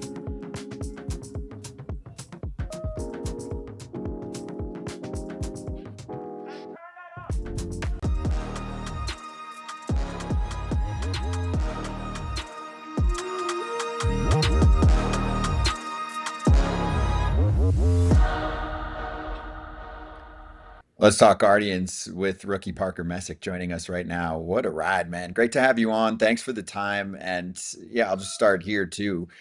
Did you see where you'd be right now in spring training when you were fighting for a spot? Yeah, not really. I mean, I just try to take it one day at a time in spring training because the more you think ahead, it kind of sends you into the spiral. So just try to take it like one outing at a time, and now I'm here. Wait. What? Come on. Everybody thinks ahead in spring training. You're trying to duck. I'm trying to think. I don't even know who would be the person because, now that Craig's gone, you're trying to duck the dude that's tapping you on the shoulder at the end of spring training and being like, voter wants to see you. And you're like, no. So there has to be a little bit part of it. Was it relieving once the season started to not have to be in that constant? Maybe you're not. Maybe you're not in the fight or flight mode in spring training, and I'm totally wrong on this. Yeah, I was pretty calm. I had faith whatever happened was meant to happen. So I just trust the Lord that, wherever I was going, it was meant to be. And I was kind of at peace with it. And, it just ended up working out and had a good start of the year. So it just worked out. I was never worried, Parker. I knew you were making the team the whole time, man. And let's fast forward now 100 innings later of work and, just kind of going through your minor league career, 130 innings, you're getting to that threshold. And now almost to the first All-Star break of your first full season. How's the body hanging in there? Are you going to make any adjustments moving forward? Are you just kind of status quo? This thing's going well. I don't want to mess with anything right now. I'm feeling good. Yeah, we actually made couple delivery adjustments last couple weeks. It kind of helped the velo peak through the hardest couple bullets I've ever thrown the last couple weeks. So I'm still making adjustments. Nothing really with the pitches or anything like that. It's just me trying to figure out, what routines work best for me week to week, and what should the bullpens look like, and I'm figuring all that out, and I'm kind of getting into a spot where I feel pretty comfortable, and hopefully I can just carry that into the rest of the year. Who's the biggest help when you talk about those adjustments? We have, our entire pitching staff. Along with a lot of the players, the players honestly helped me a lot with learning the right routines, and then our pitching staff all the way, Kluber, Joe, Torres, BG, Carl, everyone, they're all awesome at just helping me in different ways, whether it's mechanically, pitch sequencing, different pitch grips. They're all great. So it's been a combination of everyone. All right, so you have a lot of good people around you, but you have a lot of good facilities around you. Obviously, you don't know what it used to look like. Well, I guess you did know what the old weight room and everything used to look like. I got a tour of Progressive Field like 4 weeks ago when you guys weren't there. Does that help? And the reason I ask that, because you guys have this massive new facility inside, but does that help in creating value for a player like you, that you're like, okay, I'm trying to figure out how to stay healthy? We already had a really good training staff, but now we have this beautiful, immaculate facility to use too. And maybe this is what keeps me healthy through the year. Yeah, no doubt. You can never go wrong with having enough recovery stuff. It's super important to the game. And, Cleveland does a great job of making sure that we have everything that we need to feel good every day on the field. So, yeah, I definitely take advantage of the times that I'm at home. It is a huge plus to be here. Parker, kind of looking through what you do well, man, and one thing I'm jealous of is you keep the ball in the yard. Major league average 1.3 home runs per 9. You're chilling around 0.8. As someone that frequently let the ball go over the fence more than I would have liked, that's what I struggled with, and something that I was aware of, right? Like I would think of like my pitches that give up slug and kind of like really be picky about when I use those to certain guys that excel against those pitches, et cetera, et cetera. Is that something you're thinking about at all, or is it just my arsenal gets the ball on the ground or keeps the ball in the yard, or are you kind of actively, I guess we all do, but like, are you actively looking at ways to avoid slug? Yeah, I think it's a little bit of both. There's times where I know when I'm facing this certain all-star hitter, if I have a pitch that is probably on the lower end of tiers of my pitches, and it's definitely something that he hits really hard a lot of the time, then probably going to avoid that pitch as much as possible, or at least avoid it being in zone. And then a lot of times for me on the other side of things, I just like to lean on my strengths, and I'm going to pitch how I like to pitch, because the most important, thing for me is just getting ahead of guys. And when I'm ahead, then I'm in the driver's seat, and then I can kind of play around a little bit. So, a lot of times it's just me throwing my strengths, but at the same time, you gotta pitch smart. Hitters are really good in this league, so you can't be throwing your best stuff if it's something that they're gonna be able to tee off on. How much do you get into those scouting reports? Do you just take what everybody gives you, or do you create your own scouting report and then look at what the team gives you? Yeah, we get a lot of information on other teams from our team. So I think it's just a combination of me knowing, watching the game and seeing swings along with our catchers and pitching coaches. And then also like going into the data side of things and seeing what pitches they slug, what do they take, what are they hitting hard, what are they hitting soft. It's just a combination of both. Is there a certain pitcher that you watch? The reason I ask is like I watched a certain hitter when I was hitting, how pitchers faced him. When you're pitching, when you're about to face a team, do you go to someone else in your division that you're like, ooh, I want to watch how he threw against the White Sox when they come in town? Not really. I think for me, it's more identifying what pitches I think are going to play to certain hitters, because I think every pitcher, you can try and compare pitcher to pitcher, but everyone's going to have their own delivery. It's going to come out of a different slot, different angle, different tempo, different body movement. So I think every pitcher is different. So for me, I just try and figure out what my own pitches would play to specific hitters in certain parts of the zone. Parker, I did zero research on this, but I'm just assuming you guys are the only team that has run out the same 5 starters from the start. Maybe not, but I bet it's in the single digits, between you, Tanner, Gavin, Joey, and Slade making all 17, now some of y'all 18 starts. What are you guys bouncing off each other? I look back at some of the times when like Kershaw and Buehler and Urias and Rich Hill were really dialed in, and I was kind of along for the ride with them and making some starts, and we were like sitting next to each other in the dugout while the other was pitching and hyping him up, and he went 6 shutty, tomorrow I want to go 7 shutty or whatever. How you guys bouncing off each other, learning from each other. A lot of you guys are young, and I got to imagine that's been a lot of fun so far. Yeah, it's awesome for me, especially going into my rookie year, to have a group of guys that are pretty close and all, click well together. We do a lot of stuff off the field together as well. So it's just a good group of our 5 guys that, we're always communicating, always, pushing each other and learning from each other. And, I think we talked about it earlier, like the fact that all 5 of us have been able to make every start, it just shows, how diligent every one of the pitchers are with their routines and how well the training staff and strength conditioning and everyone, works with us to make sure that we're healthy and can be on the field all the time. But it's been a lot of fun. Hopefully we can keep it going the rest of the year. All right. What would an all-star game mean to you? What would that mean? Or would it be something that's like, well, that's kind of surreal. Like I never really imagined something like that. Yeah. I mean, it would be surreal for sure. I didn't think at the start of this year that I'd be in a position to, be in the talks for it. So it's just really cool. I'm thankful for the Lord that I'm in this position. And, if it happens, it would mean the world. And if not, then I'm going to keep trying to get the Guardians win. So, I mean, it doesn't really matter, but, I know how big of an honor that would be. And it would be a huge accomplishment. And, it'd be super grateful.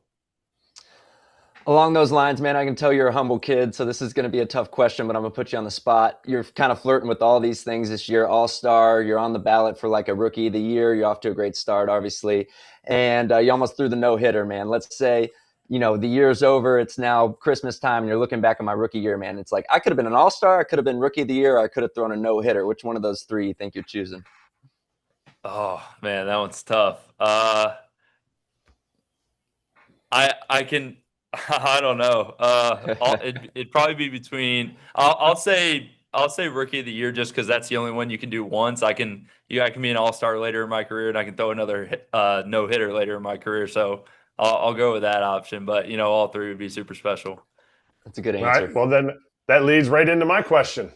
Right now, you're in the mix for rookie of the year, but the rookie of the year most likely is going to come out of the American League Central. Of the guys that you've seen, the guys from your own teammate Travis to Akamoto up in Toronto to Murakami and from the Tigers. McGonigal, thank you. McGonigal, who do you feel like most impressed you throughout this season when you've seen him?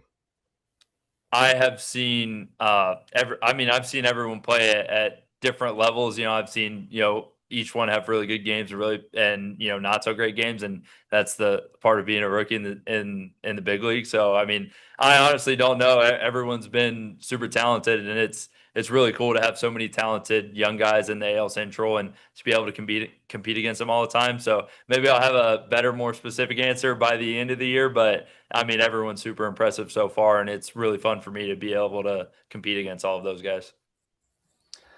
Parker, how about just, so far, almost a year into your big league career here, you talked about some, I think, mechanical changes earlier that you made. Have you noticed any arsenal changes that you've deployed? Are you still kind of deploying your pitches as you were the first time you stepped on a big league mound, or are you already starting to make some adjustments as you've seen maybe yourself change or the hitters adjust to you? Or right now, just kind of hanging with my strengths, I'm going to go at you guys until you figure me out, and then I'll adjust?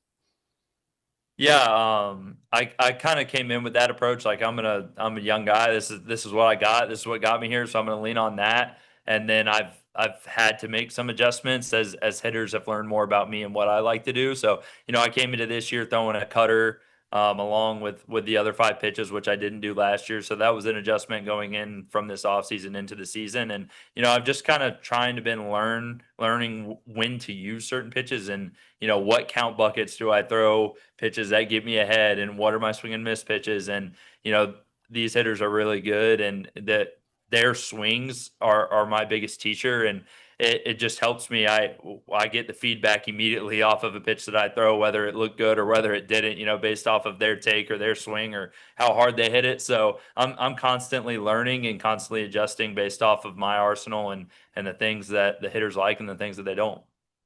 All right, one of your rookie buddies on the team, real new rookie, so he's sitting way farther in the back than you are. Cooper Engel threw the ball into the stands accidentally with 2 outs instead of 3. How is that handled in your dugout? Is that handled with, oh man, nobody say anything? Is that somebody yelling at him, or is it joked about later? No, it's something I think the older guys did a really good job handling that. I mean, I stayed out of that conversation other than me, just tapping on the butt. Like, that's a tough thing to have to go through as a couple of first days in the big league. So I think they handled it well. I saw a bunch of the guys in the locker room laughing about it with him after the game, and they did a phenomenal job of that everyone understands that it's a mistake and no one wants to be that person. So I think our older guys did a phenomenal job handling that. And, Cooper's been the same guy in the locker room every day. And I have no doubt that not only will he learn from that, but he's going to be a phenomenal player in the rest of the season for us. Who's that guy? Who's the older guy that first steps up to pat him on the butt and tell him it's okay? I mean, you have Austin Hedges, David Fry, Reese Hoskins, Stephen Kwan. It was a group effort, and I'm probably leaving a couple guys out, but those are just some of the ones off the top of my head, and they were with him pretty much immediately after the game, and it seemed pretty light, and they handled it well. Is there somebody that you've seen, not necessarily played against, but when you saw him out in the field here in this first full season in the big leagues, that you're like, whoa, I saw that guy, whoa, I struck out Shohei? Or are you not enamored by anybody in the game? No, I mean, for sure. My first start was against the Dodgers, and I had that star-studded lineup, and then immediately against the Cubs, and I was facing Bregman, and then I think it was Atlanta right after that, and I had to face Acuna. So I mean, every start that I have, that the guys that I haven't faced, when you're a superstar, it feels like I was.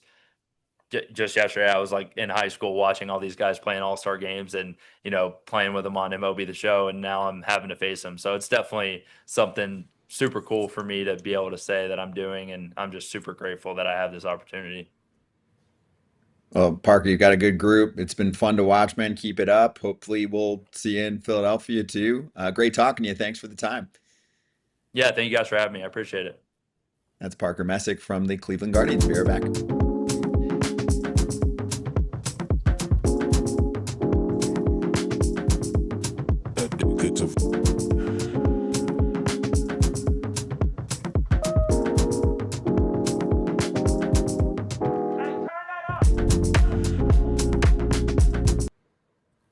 Hey, so a couple of things. First off, just shouting out the YouTube chat. Roberto in the chat gifted 10 FT memberships. That's awesome. Thank you, Roberto. We appreciate that. It means a lot. And it gives some other fans in the chat an opportunity to see some of the stuff that we've done on the subscribe only scene over there on YouTube, and plus use some crazy emojis. Also, closing up our YouTube poll, which player most likely to be traded before the deadline. I felt like this was kind of a layup this time around. Skubal was on the list, but the Tigers might hold him if they go on a run. Same with Alcantara, even Aroldis Chapman. Luis Arraez was on here, and he got 41%. He's definitely getting traded. He's entering a free agent year, and he's on a team that's already admitted they're selling. Should he have not won 98% to this? It's only if you think he's getting hurt or something. People just want to see Skubal on the move, man. Everyone wants to see where Skubal's going. So that took some votes away from the obvious choice. That's fair. Hey, also some injury. Oh, go ahead, Kratz. No. I was just going to say, yeah, it's the obvious. Luis Arraez. He gone. Yeah, he gone. See, Matt Chapman we brought up the other day. Now he's been IL'd. The Giants are shopping him, but you got to see, what the recovery timeline is for him, because he's got an abdominal strain. So we'll see what happens there. Also, a guy we love having on this show, Brent Rooker, who's, I think, one of the great minds in the game and also just a great tweeter. The whole thing really well respected in the A's organization. He's getting surgery to repair cartilage in his left knee. It's been kind of a lost season for him, so he's out for the rest of the year. That's a huge blow for the A's, right? We don't talk a ton about them. I don't know if they're getting taken super seriously, but if Rooker and the whole offense is intact, they could make a little wild card run, Strip, and it's been a minute for them. And you had a little taste of what was going on there. It's been rough times for a while there. Yeah, I was there in 2024, and you could kind of see the writing on the wall that this team was up and coming, with Soderstrom and Langoliers and Wilson, and then Rooker kind of the mainstay in there, a little bit older. And just, I hate it for Rooker for sure, because he is the leader in that clubhouse. And, he obviously does it on and off the field as far as what we've seen him. Like you said, he tweets. He's got some great tweets on there. But he's a 30 home run guy when he's healthy. And that's a team that's trying to make a little run here and take the next step. And you really wish that he could be on the field for them, because we mentioned earlier about a star. That team needs a star. And, he's the closest they have to that as far as right now, a guy that really intimidates you when he's in the box. Kurtz. Yeah, and sorry. Kurtz. Yes. Yeah, and Kurtz.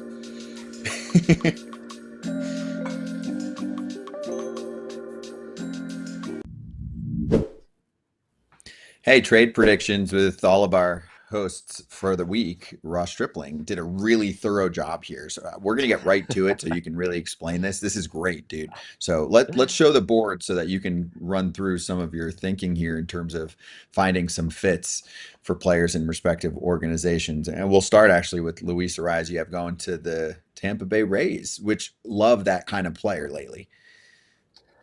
Yeah, you should see my notes. They're comical. Yeah, you said send over. Y'all asked for like 5 to 10, and at one point I was about to send like 37. So yeah, Luis Ariz is just a perfect fit to the Rays. He's a good fit for a lot of teams. But if you're talking about just like, funky stadium, funky lineup, not a lot of guys that thump in that lineup. I think only 2 with double-digit home runs. But he's just so annoying to pitch to, and you throw him in an annoying place in an annoying lineup. He just fits there perfect. He is a nightmare for someone like me that pitches to contact, and he is just going to basically take his single or double and go. And I'm just like, all right, there's nothing else I could have done there. So he just seems like a perfect fit for the Rays. I like it. All right, let's keep running down the line. So next up, Taylor Ward. His name has come up a couple times lately with some of our hosts throwing his name out there, despite the Orioles saying that they're buying. Eventually, if they keep losing, they're not going to be buying. So you have him going to the Guardians. Yeah, same kind of thing there. Just kind of fits the team. He gets on base. Like, you look right there, you're like 250 with 5 home runs. That's nothing crazy, but right there, 378 on base percentage when hitting 250, and just a guy you can plug in and you know what you're going to get. I think there's more slug in there that he's shown this year. And he's not going to, win you a gold glove, but he's going to do just fine out there in the outfield. And I just, I felt like Cleveland was a fit there. This is hard to do, man. You guys threw this on me, and it's like, once again, I felt like there's like 7, 8 teams, but I went Taylor Ward to the Guardians. I think a team that's not going to make a huge splash, but a team that's going to look to add, and a Taylor Ward just kind of fits right in that mold. Nice. What about Gleyber Torres to the Blue Jays? My biggest question here would be how you construct their infield if you do this. And Gleyber, of course, this assuming he kind of feels good from the oblique that's been bothering him. No doubt he can make an impact, but you've got Ernie Clement, you've got Andres Gimenez, you've got Okamoto, you've got Vladdy at first. How do you configure this? I don't know. Yeah. Once again, I don't know. I'm just trying to put good players on good teams here. I think it's just, they're familiar with him with his time with the Yankees. I know that we really, when I was with Toronto, we thought hard about how to pitch to Gleyber, even in a lineup that had Judge and Stanton. Gleyber always seemed to do well when he came to Toronto. And I just like what I've seen from him so far this year. I don't feel like he's trying to slug. He's, kind of fitting more like a leadoff mold. He's playing a really good second base. And I just think when you're Toronto and you're kind of, you're riding the high of last year, and if we just get hot at the right time, we can make a run. At some point, Vladdy's got to turn into Vladdy again. You just think that he will. You got to assume that he will. So if we just keep putting good players around him, injuries happen, weird things happen. If you add this guy to the roster and a guy we're familiar with and like the way that he plays, that's nothing but a good problem to have. So that was kind of my thought there. This is an easy one. I see Aroldis Chapman to the Mariners. I mean, he fits for any team that's contending. And for Seattle, I mean, yeah, adding another bullpen piece makes sense. Remember last year, their manager didn't want to use Andres Munoz, and that kind of cost him a lot there. Yeah, and Munoz kind of, we talked about it earlier, like eighth inning for Chapman, or would he be the closer? Munoz, I think, rocking an ERA above 4, which just seems impossible when you have the stuff that he has. But maybe if you take a little bit of ninth inning pressure off him and you move him to the eighth and bring Aroldis in to throw the ninth there, does that lead to something good? And part of my thinking there was just like, how many teams can Aroldis play for? Can we get to 15? We haven't seen him in a Mariners uniform yet. How funky would that be in teal, where his muscles are just popping through a teal painted on shirt? We've yet to see Aroldis in that situation. So let's send him to Seattle, a little West Coast action, and see what it looks like. Okay, this one makes me excited. Kratz, I see Seth Lugo to the Cardinals, so he has them buying another arm. This is playing to what you're going against them on, is that they don't have enough pitching to get through, of course, the postseason, but even just to get to the postseason. This would help. No, Kratz, do you like this one? It helps for sure. Okay.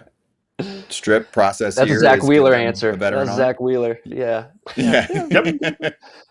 Sure. My thought here was that I wanted to put Waka back to St. Louis, and then I didn't want to put that on Waka. He's got like an 8-month-old son. I feel like let's leave them in Kansas City. I'll send Seth Lugo, a few miles up to St. Louis, and thought there is that they probably move on from Dustin May, as they've kind of put in the media, but they need to replace him and not totally punt on the season. So someone like Seth Lugo, who maybe isn't having the year that we've come used to from him, but obviously still he's got like a 12-pitch mix, and I think he is an easy guy to believe that will figure it out. So get him maybe in some new threads and finish the year strong for St. Louis and see what he can do for them. Casey Mize is an interesting name. Instead of going Skubal, you go Mize on your list, and you have him going to Atlanta. I mean, Mize has been sneaky good when he's been on the mound this year. Yeah, he has been good, and that I had him kind of between Philly and Atlanta, and ended up choosing Atlanta. And you can see, I have no Sandy on this list. I have no Skubal on this list. I kind of went not necessarily under the radar names, but not the big heavy hitting names. And yeah, really spot on there, Scott. Like he's been great when he's towed the rubber, and the Braves can always use more pitching. Who knows when Strider's coming back and what he looks like? They got Lopez back. He looked okay. But I don't know how much you can rely on that just yet. He hasn't necessarily been able to stay super healthy in this new starting role over the last couple of years. So why not add a first overall pick to the mix and see what he can do? Nice. All right, we have a few more to hit. TV crowd needs to take a break, so we'll let him do that, and then we'll keep running this on YouTube. I like when we pan back to Kratzy and he's just like giving me his whatever face on how he feels about my pick. Yeah.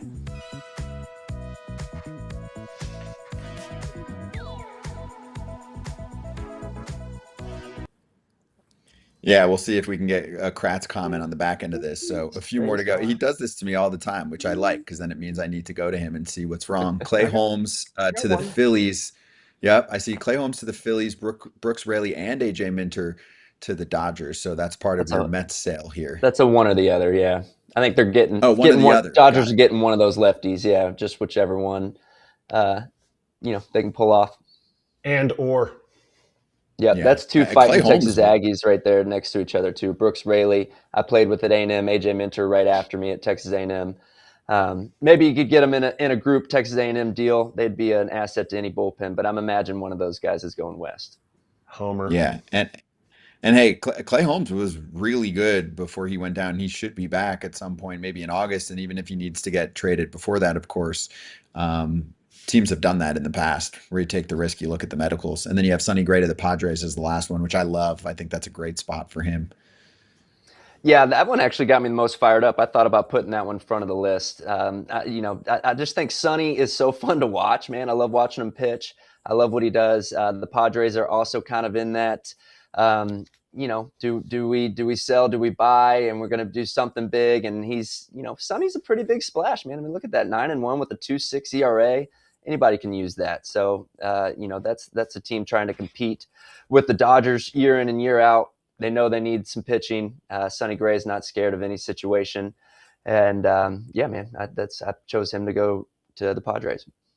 I also love your Sonny Gray. That was going to be my one comment. Normally when anybody trades somebody to the Padres, the Tigers, I'm trying to think of another team that can't hit. Normally I say, Yeah, but he can't hit. If you know Sonny at all, he is a freak athlete, and he would say, hey, the National League still got the DH? Because I don't mind hitting if you need me to hit. So I love that. I love that Sonny Gray's competitiveness would go into that clubhouse, and it won't help their offense, but Sonny would love it if he could do that for them. Your Sonny Gray is better than your Donald Trump. I'll give you that. It wasn't supposed to be Donald Trump. It was supposed to be my AR MLB PR. Hey, you know what I'm going to do? I'm going to make sure you guys just have this new baseball. It's going to have a little bit of splotches on it, but don't worry about it. We're not manipulating anything. We're not manipulating any stats of any kind. We're not. Why has he got to be from Mobile, Alabama? Right, because exactly. Every MLB owner is 55 years old and white.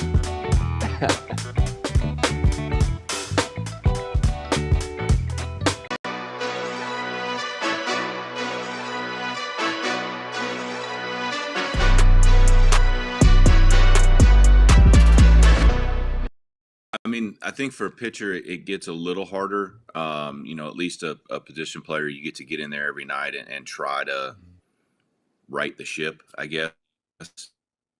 Yeah, I mean, that first month was probably one of the longest months I've ever had in the big leagues. I wanted the season total numbers in April, as opposed to just doing what I've always kind of said in my career is like, hey, if I just do my job every 5 days, show up, pitch the innings, and give my team a chance to win, then the numbers will be fine at the end of the year. And, you lose sight sometimes of who you are and what you've done and the track record and that sort of thing. So I think for Bregman, I don't want to speak for him. I don't know him very well. I've met him a few times. I think he might just be pressing a little bit, and wanting to be Bregman, wanting to hit, whatever that 270 to 290 with 25, 30 homers or whatever he's hit the last couple of years. He wants to hit that 4-run homer or the 4 home runs before his first at bat. Like I said, I don't want to speak for him. I don't know what he's going through. He may be banged up a little bit. We don't know that, but I know he's definitely out there grinding, and he's definitely, giving it everything he has. That doesn't make the fans any happier. They want a product. But hopefully he can kind of hold on in that where he's at right now, and then maybe get hot here in the next month or so, and be Bregman-like numbers towards the end of the season. Hey, that's John Lester, new part of Northside Territory. You'll see him on some episodes with Sahadev and Patrick. So make sure you check out that show. QR code on the screen. It is the Cubs Pod on the FT Network. That's it for us. We're on our way out here. And no show on Friday. No live show Friday.